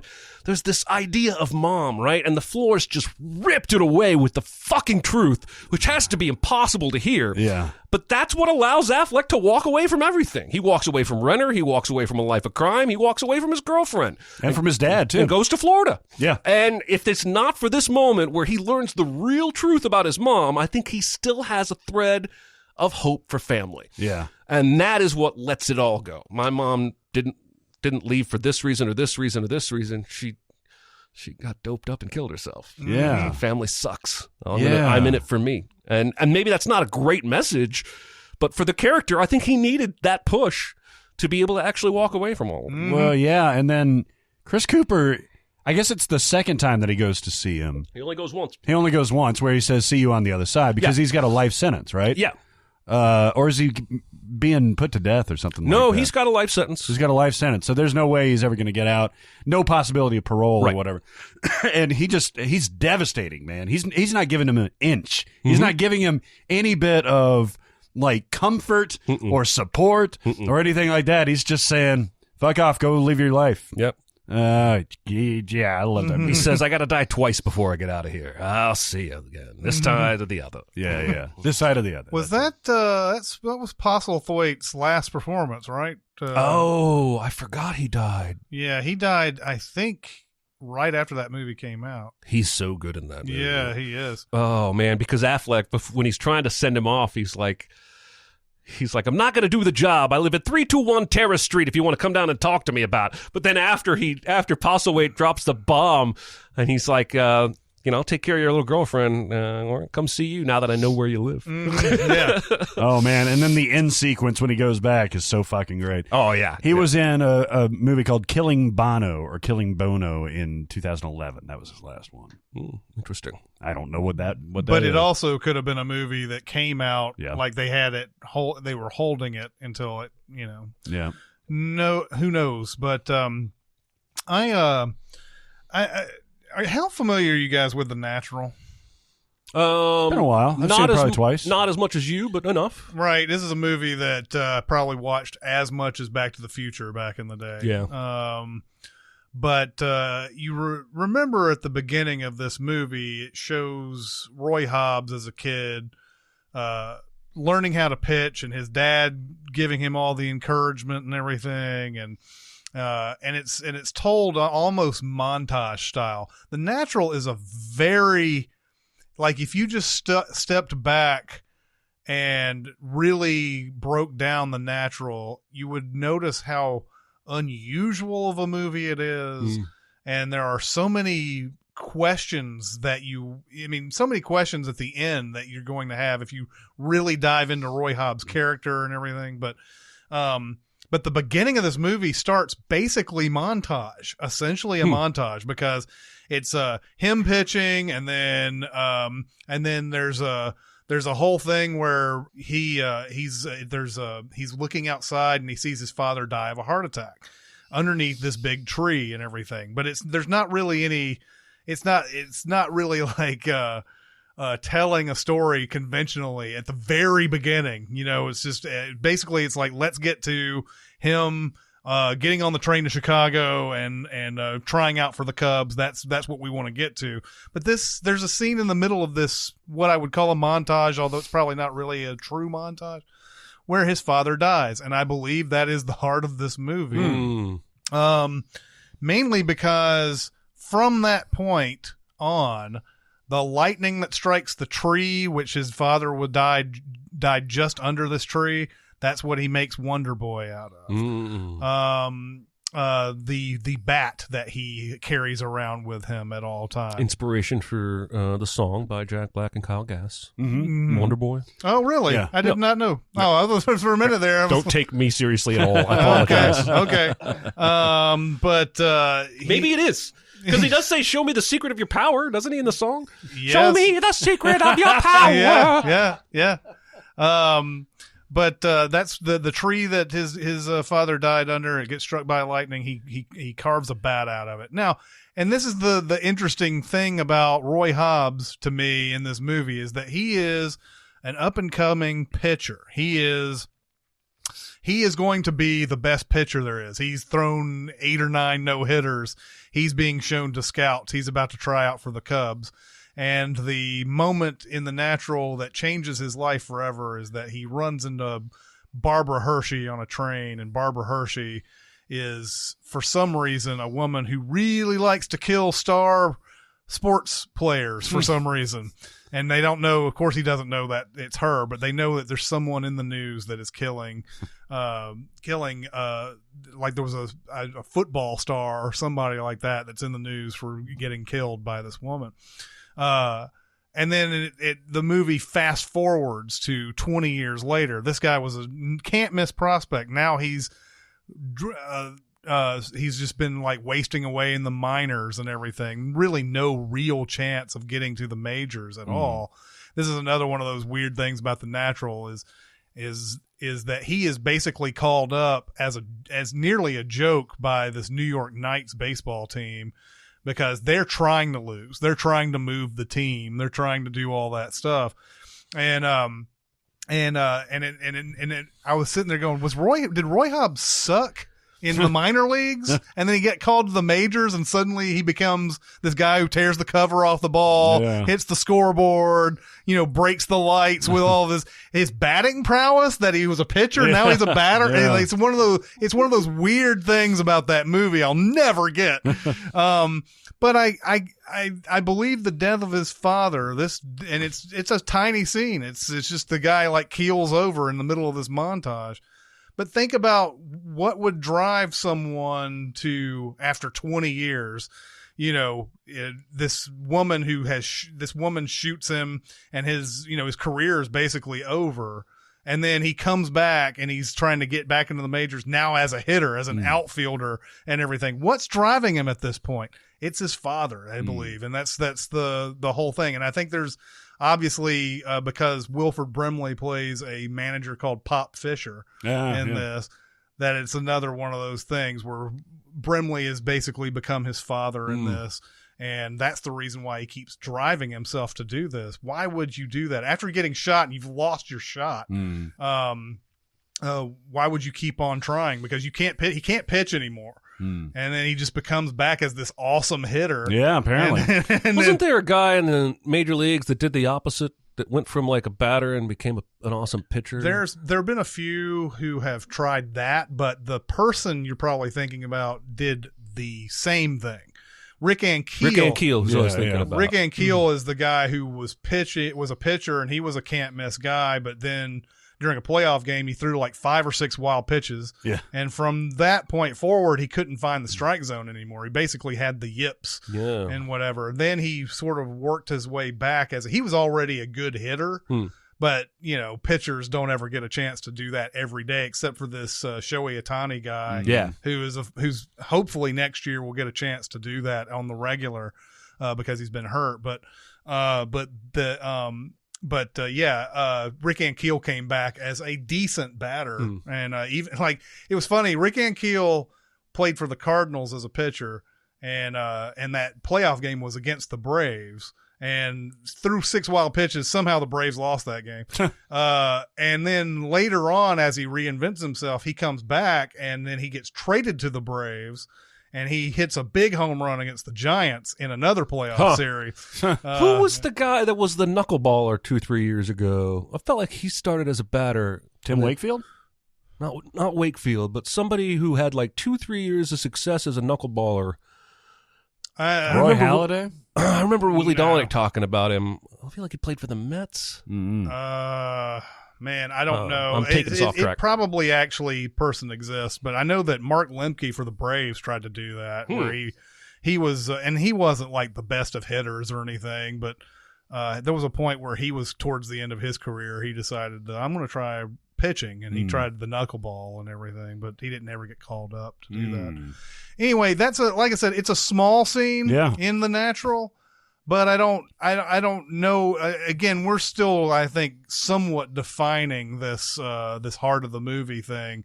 If you take out the fact that his father dies of a heart attack, would the same thing? Probably not. The same things probably don't happen. And I don't think he's as driven as he is. Yeah. Because by the end of it, Glenn Close is asking him, why are you doing this? Because he's in the hospital. They found the bullet that's in his stomach, and it's tearing the lining of his stomach out and all this. And he's like, why do you want to keep doing this? Everybody knows you're great and everything. Is like, because I want to walk down the street and somebody says, there goes Roy Hobbs, the best there ever was. Yeah. And she's like, and then what? But you can tell that he's still trying to impress his father from the grave. That's what I've gotten from The Natural. Nice. So, anyway. Wow. I got one more. I got one more. You think we need one more? Yeah, I think we need one more. I actually have 3 more, but I'll pick one. I also have a very, very quick scene, and I think if you take it out, you could still have a passable movie, but I think it makes it make a lot more sense. In Grosse Pointe Blank, Martin Blank starts off as the hitman. He has the quirky assistant. He has the frightened psychiatrist, and he goes back to his high school reunion in Grosse Pointe, Michigan. Everybody that he meets there from that point on is a character of some kind. Jeremy Piven, his best friend from back in the day. Even Debbie from his old girlfriend, she's a character. The security guy is a character. The Michael Cudlett's character is a character. Like even her dad. Like everybody is just an exaggerated version in this kind of like hyper realistic situation. Certainly Dan Aykroyd playing the rival hitman is wacky and crazy. Hank Azaria and the other guy from the FBI, they're over the top. And so he's navigating this kind of hyper-realized world of making a life turn. He wants to give this up. But before he does it, he's got to make the one last kill and everything. In fact, he's delaying opening the package because, I want to revel in my childhood a little bit more, make some changes, that kind of thing. I think there's one moment that actually makes him commit to those changes. So he goes to the reunion itself. He runs into Jeremy Piven, who's drinking a bunch. He runs into all of his old former flings and all that stuff. And then he sits down for a second with an old female friend that has a baby. Now, why she brought a baby to this place, I don't know. I think that's the sitter canceled. Is played by his sister Ann Cusack, too. Oh, really? I think. Oh, wow. Well, he's got this wonderful rapport with him. He's not interacting like he does with the Michael Cudlett's character, where he's just like, bullying and stuff like that, or he's having sex with Minnie Driver or anything like that. He sits down and just has a conversation with her. And she's like, has to dig in the diaper bag or whatever. She sits the baby on his lap, and he has this look. And to the director's credit, lets it pause for a second. And he does this like little head tilt, and the baby does a little head tilt, and he's just kind of realizing what a real life could look like. And I think that motivates him to literally leave the entirety of all this behind and actually make an appreciable change in his life. And it's very, very quick. But I love that moment because it's a breath. It's a breath in a very hyperkinetic movie where you're like, okay, this is actual real life that he can latch on to. And I think without that, you don't get the full turn. Yeah. I think you get the shenanigans and the antics at the end, but I don't think you get the emotional turn. And I think that's the heart of that movie. Yeah. It was not Ann Cusack, but she's in the movie. The person that you're talking about has the kid is somebody else. But it's totally agreed, by the way. And this came on 2 days ago. Oh, really? Had it on and watched it again because I've seen this movie a million times. Yeah. But that's totally right. I think that's absolutely right because that part says I really want to get to the point. And of course, right after this reunion stuff is when all that shit goes down. Yeah. And then he finds out that his target was her Debbie's dad. Yeah. And then there's a point where he goes to run and save them, and he says, yeah, I had to come in. Either I had I'm in love with your daughter, or have a newfound appreciation for life. And Dan Aykroyd then says that guy either loves that guy's daughter, or he's got a new appreciation for life because they're chasing after him in the van and everything. It's funny because he's contracted, even though he's had the fight with Debbie. When she finds out what he does and everything, even though he's been honest with everybody about what he does, and you don't just kill people. And so all that stuff goes by, and I think he's still got this thing, but he opens up the thing, and it's her dad, and he's like, dumb fucking luck. Yeah, you're right, man. Dumb fucking luck. And even that, because he was going to do the job regardless, I think. But knowing that it was her dad, I think he, given this whole change of perspective. That's good. That scene where they're in the cafe, man, is so funny to me. That they're sitting there having this standoff in the cafe. They're about to order breakfast and everything, and they're doing all this this back and forth. And the waitress comes over and is like, okay, what do you want and everything. And Dan Aykroyd goes through this whole complicated order while he's still staring at Martin and everything. And Martin is like, I want this, and I want an egg white omelet. And she goes, what do you want in the omelet? And he's like, I don't want anything in the omelet. He goes, well, that's technically not an omelet. And he goes, well, I don't want to get into a semantic argument. I just want the protein. And so then they're sitting there, they keep on talking, and there's a point where the waitress is about to come back, and Dan Aykroyd has gotten to the elevated point of saying, I'm going to shoot a hole in your brain and fuck the brain hole. And the waitress is coming over. He's like, that's some sexy talk, big boy. Yeah. Oh, it's a good movie. Yes, it is. I'm going to go with Tin Cup. Oh, nice. Love me some Tin Cup. Oh, this is a perfect example because there's an obvious choice for this, right?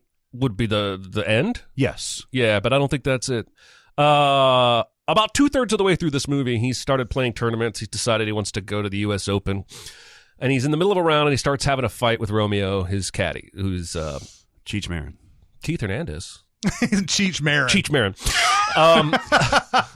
Sure sounded like Keith Hernandez to me. And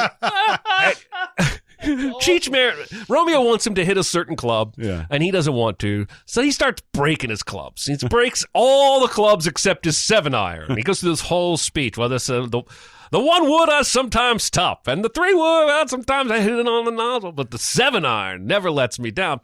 Romeo walks off, plays the whole rest of the round with his goddamn 7-iron. And he's having beers with his buddies at the back of the course clubhouse, and he's regaling them with stories. Hey, what was my best shot of the day? Was it the 7-iron on 13? Or the 7-iron on 15? Or maybe that shot in on 16, which was a 7-iron. And so then Don Johnson shows up, and Don Johnson is the hotshot PGA pro. And they don't like each other, and it ends up basically with Roy, Tin Cup, challenging him. One shot. Whoever goes farther wins. With this 7-iron right here, and Costner goes first and hits a 7-iron like 225 yards. He even says nope, nipped it, 222 or whatever. That's longer than you should be able to hit a 7-iron. It's a fucking awesome shot. And Don Johnson says that was great. He gets ready to hit, and Roy is like, don't you want to take your jacket off? Do you want to do any warm-ups, practice swings? He's like, no, I got it. And then turns 45 degrees and hits the ball down the goddamn road. And it bounces and bounces and bounces and bounces, and you see Roy put his hand over his face as he realizes he just got played. This is the heart of Tin Cup. Yeah. He is a better golfer than almost everyone, but he's also stupider and more stubborn than almost any other golfer. And if you don't have... This is really foreshadowing, I think, of the entire last 20 minutes of the movie, and it informs all of that. If you don't have this scene... You don't root for him at the end the way you do. You're yelling at him the way the announcers are. But because you already know who he is, at least subconsciously, you're like Rene Russo. You're like, fuck it, man. Just go for it. Just hit another ball. Just do it. I'm with you, buddy. And so I think that is the heart of the movie. In one fell swoop, it shows you his raw talent and how much better he is, but how much his own brain gets in his own way and keeps him from being great. He's a bit of a butthole in this movie. Oh, he's a rapscallion, but he's lovable. Whereas Don Johnson's just a butthole. He's mean to old women and dogs. He's worse than Shooter McGavin. Well, I was about to say, Happy Gilmore and Tin Cup came out the same year. Was it the same year? Yeah, they're very similar in how they set up their villains. Yeah. And they're very similar in how the heroes are about things. They're both need anger management and everything, and they both have an offbeat way of playing golf.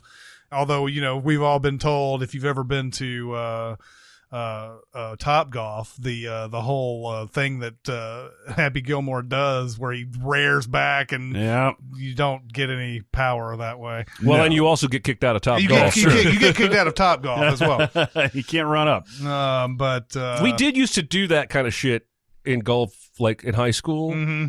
Not the Happy Gilmore, but we would make up fucked up tee shots. So if it was practice and maybe the coach wasn't there, we'd all get on the first tee and everybody would take their driver and hit it left-handed or reverse, and whoever's went furthest would get the honor and choose their foursome and what have you. We would have done the Billy Madison one and had it already come out by then. Yeah. Billy Madison? I mean Happy Gilmore. They're the same. It's the same fucking thing, man. It's the same fucking thing. You can't make your first two major movies the name of your character and not expect me to fuck it up all. And then he made his company Happy Madison. Yeah, that doesn't help. Which reminds me, I saw Grandma's Boy the other day. Do you not like that movie? I don't think I've seen it. It's funny. It is funny. I used oh my God, I used an outtake from that. God damn it. What was it, fuck your face or something like that? Oh, oh my God. Probably, yeah. That movie is a perfect midnight movie to throw on as you're going to sleep. It's become that stoner movie. Yes. And I remember I watched this randomly at Hollywood 27, one of the prints that we had to watch.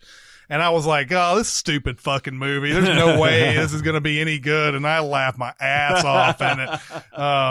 You've never seen it? No. Oh, I think Who's in it? Well, The guy from it's Alan Happy Colbert, who is he's a Oh, he's in all the Sandler movies. Yeah, I know who you're talking about. And there's like Doris Roberts plays his grandmother.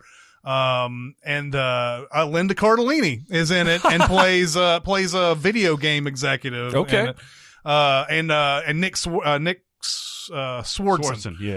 is in it as well. But it's one of those movies that you don't expect anything from. And it's funny as hell. Yeah, I'll have to check it out. I think you would like this because it's insane. And there's a scene in there that I still think about to this day.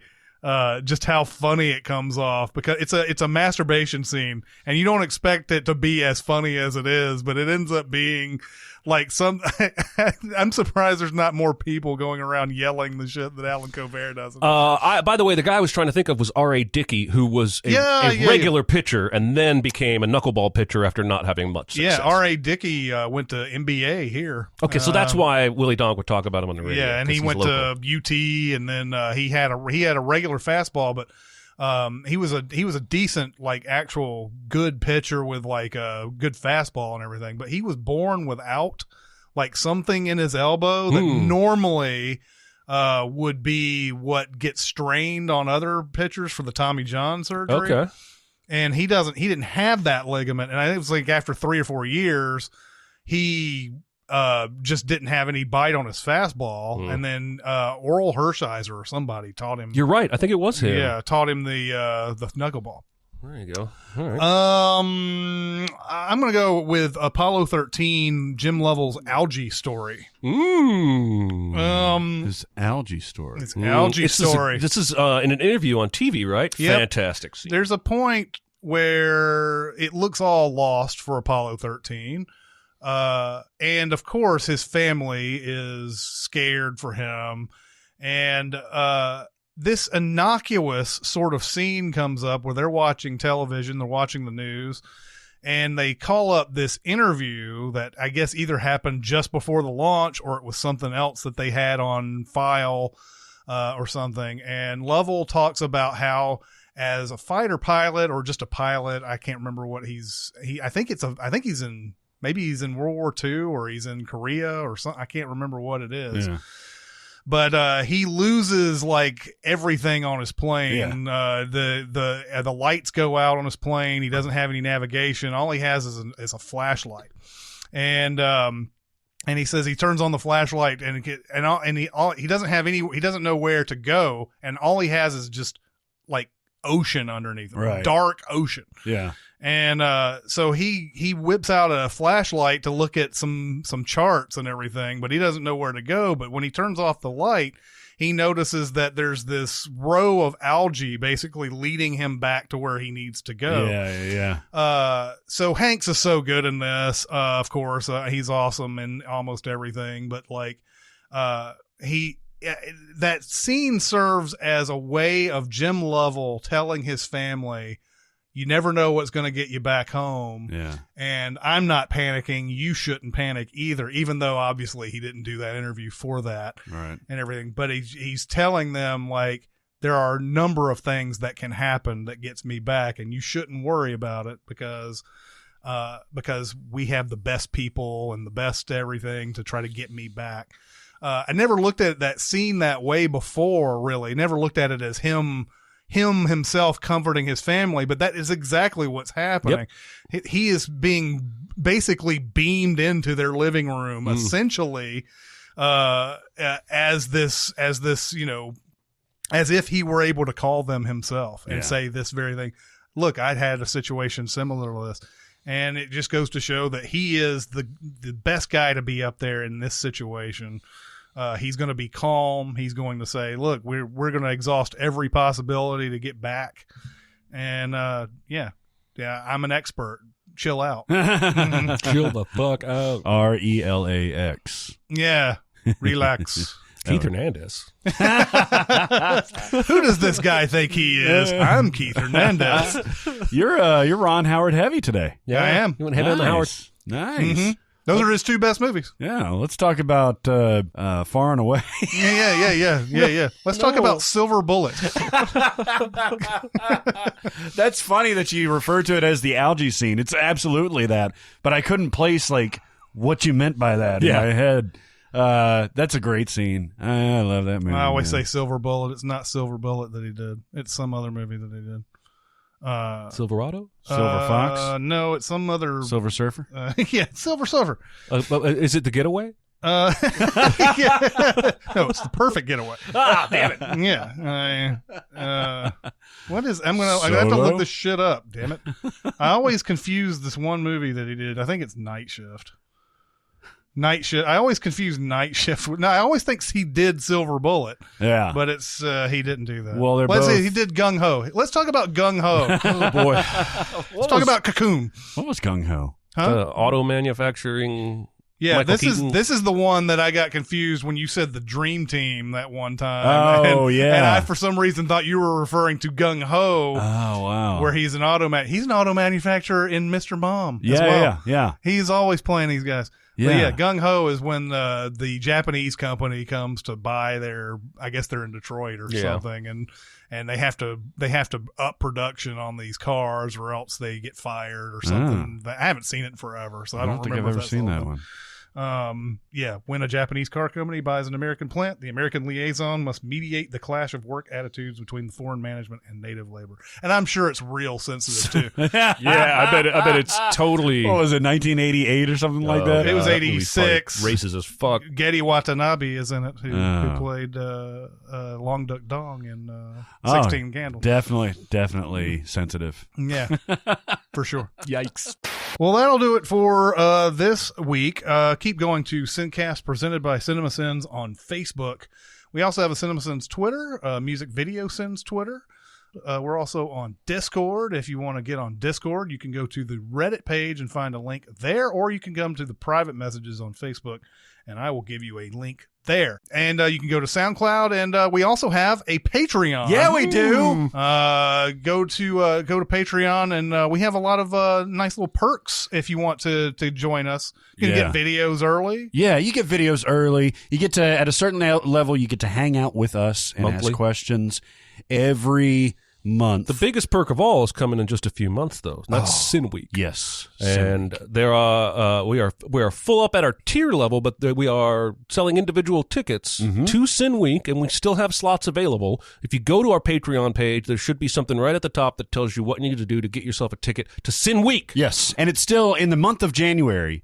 We have an early bird special. If you want to get some early birds and you want to get $100 off your ticket, get it before the end of January. There you go. You can come to Nashville, Tennessee, the beautiful Nashville, Tennessee, the It City, as they call it, and visit us, sit in on panels, go to a lot of fun events. We're planning some like epic fun events.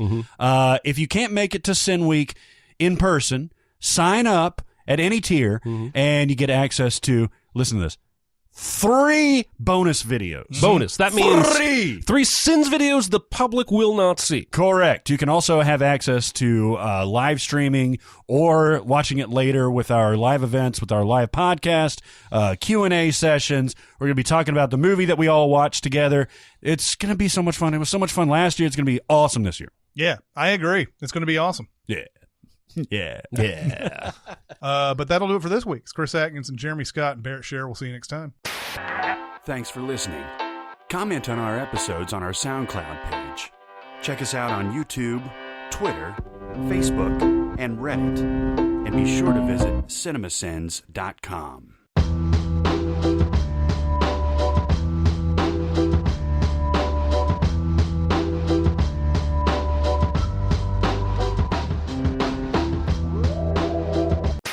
How about that deviated septum person? Deviated septum? Somebody said, I have a deviated septum, so I can't help that I have to spit a lot. Sorry. Yeah. I was like, all right. Oh, no. He finds it disgusting, but he has a condition where he has to spit a bunch. This is a different guy. Different guy. Excellent. So am I supposed to believe that the random Joe that's on the subway platform has to do it because of his health? I would not. Don't believe that. Don't believe it. I didn't even know that deviated septum required spitting. What's the deal with that? Honestly, deviated septum is just a catch-all for when you don't want people to understand your medical problem. You say that. Yeah, that's what it sounds like. I can't get it up tonight, honey. I have a deviated septum. Yeah, exactly. Exactly. Average Joe on the street, not going to blink twice at that. That's like normal. I mean, you verbiage. just don't question that. This is my old prospector. Hey, we love him. That's my uppercut. You measly. What did he call him in Buster Scruggs? You measly. Oh, son of a donkey or something like no. He calls him Weasley. Cur. Measly skunk or keeps calling him the same name over and over again. Time to watch that movie again. I guess. I want to watch that movie on your TV. Yeah. Yeah. Oh, I bet it looks fucking I gorgeous. bet it looks fucking amazing. Yeah. I probably asked you this before. Do you have the Netflix 4K? No, when you asked me that the first time, I didn't even know that they had a special 4K thing. But no, I haven't gotten it yet. Mainly because most of my Netflix watching will happen up here upstairs. I don't really go down there to watch Netflix a lot, but I do watch Disney Plus because it's the only place that I can get Disney other than my iPad and stuff like that. That TV down there is the only place I can watch Disney Plus. But they're 4K. Some of it's 4K. Right? From what I can see, everything that if you have a 4K TV, it just really. I think it does. Wow. I think it does. Either it's just like everything that I click on shows you whether it's 4K or if it has Dolby Atmos or any of that stuff. So I'm assuming that when you click on that and your TV is capable of it, it plays it. Nice. That way. Mandalorian looked pretty fucking amazing on that. Have you watched that at all yet? Yeah. I gotta get up in there. I'm like you. I need to buy a new Blu-ray and TV. Yeah.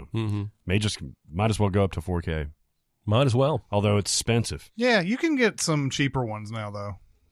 Really? Yeah, I mean, they may not be like the balls out, the best 4Ks, but I imagine even the worst 4K looks pretty damn amazing. Yeah. That's true. So yeah, you remember the first HD that you got?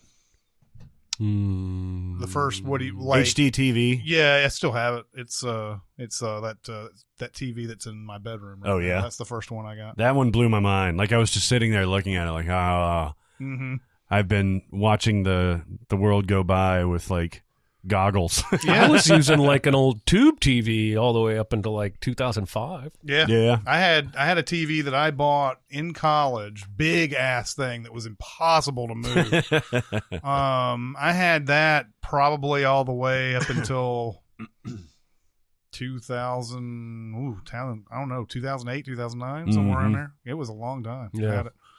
Yeah, it was beautiful. It was a beautiful moment. Should we start? Yeah.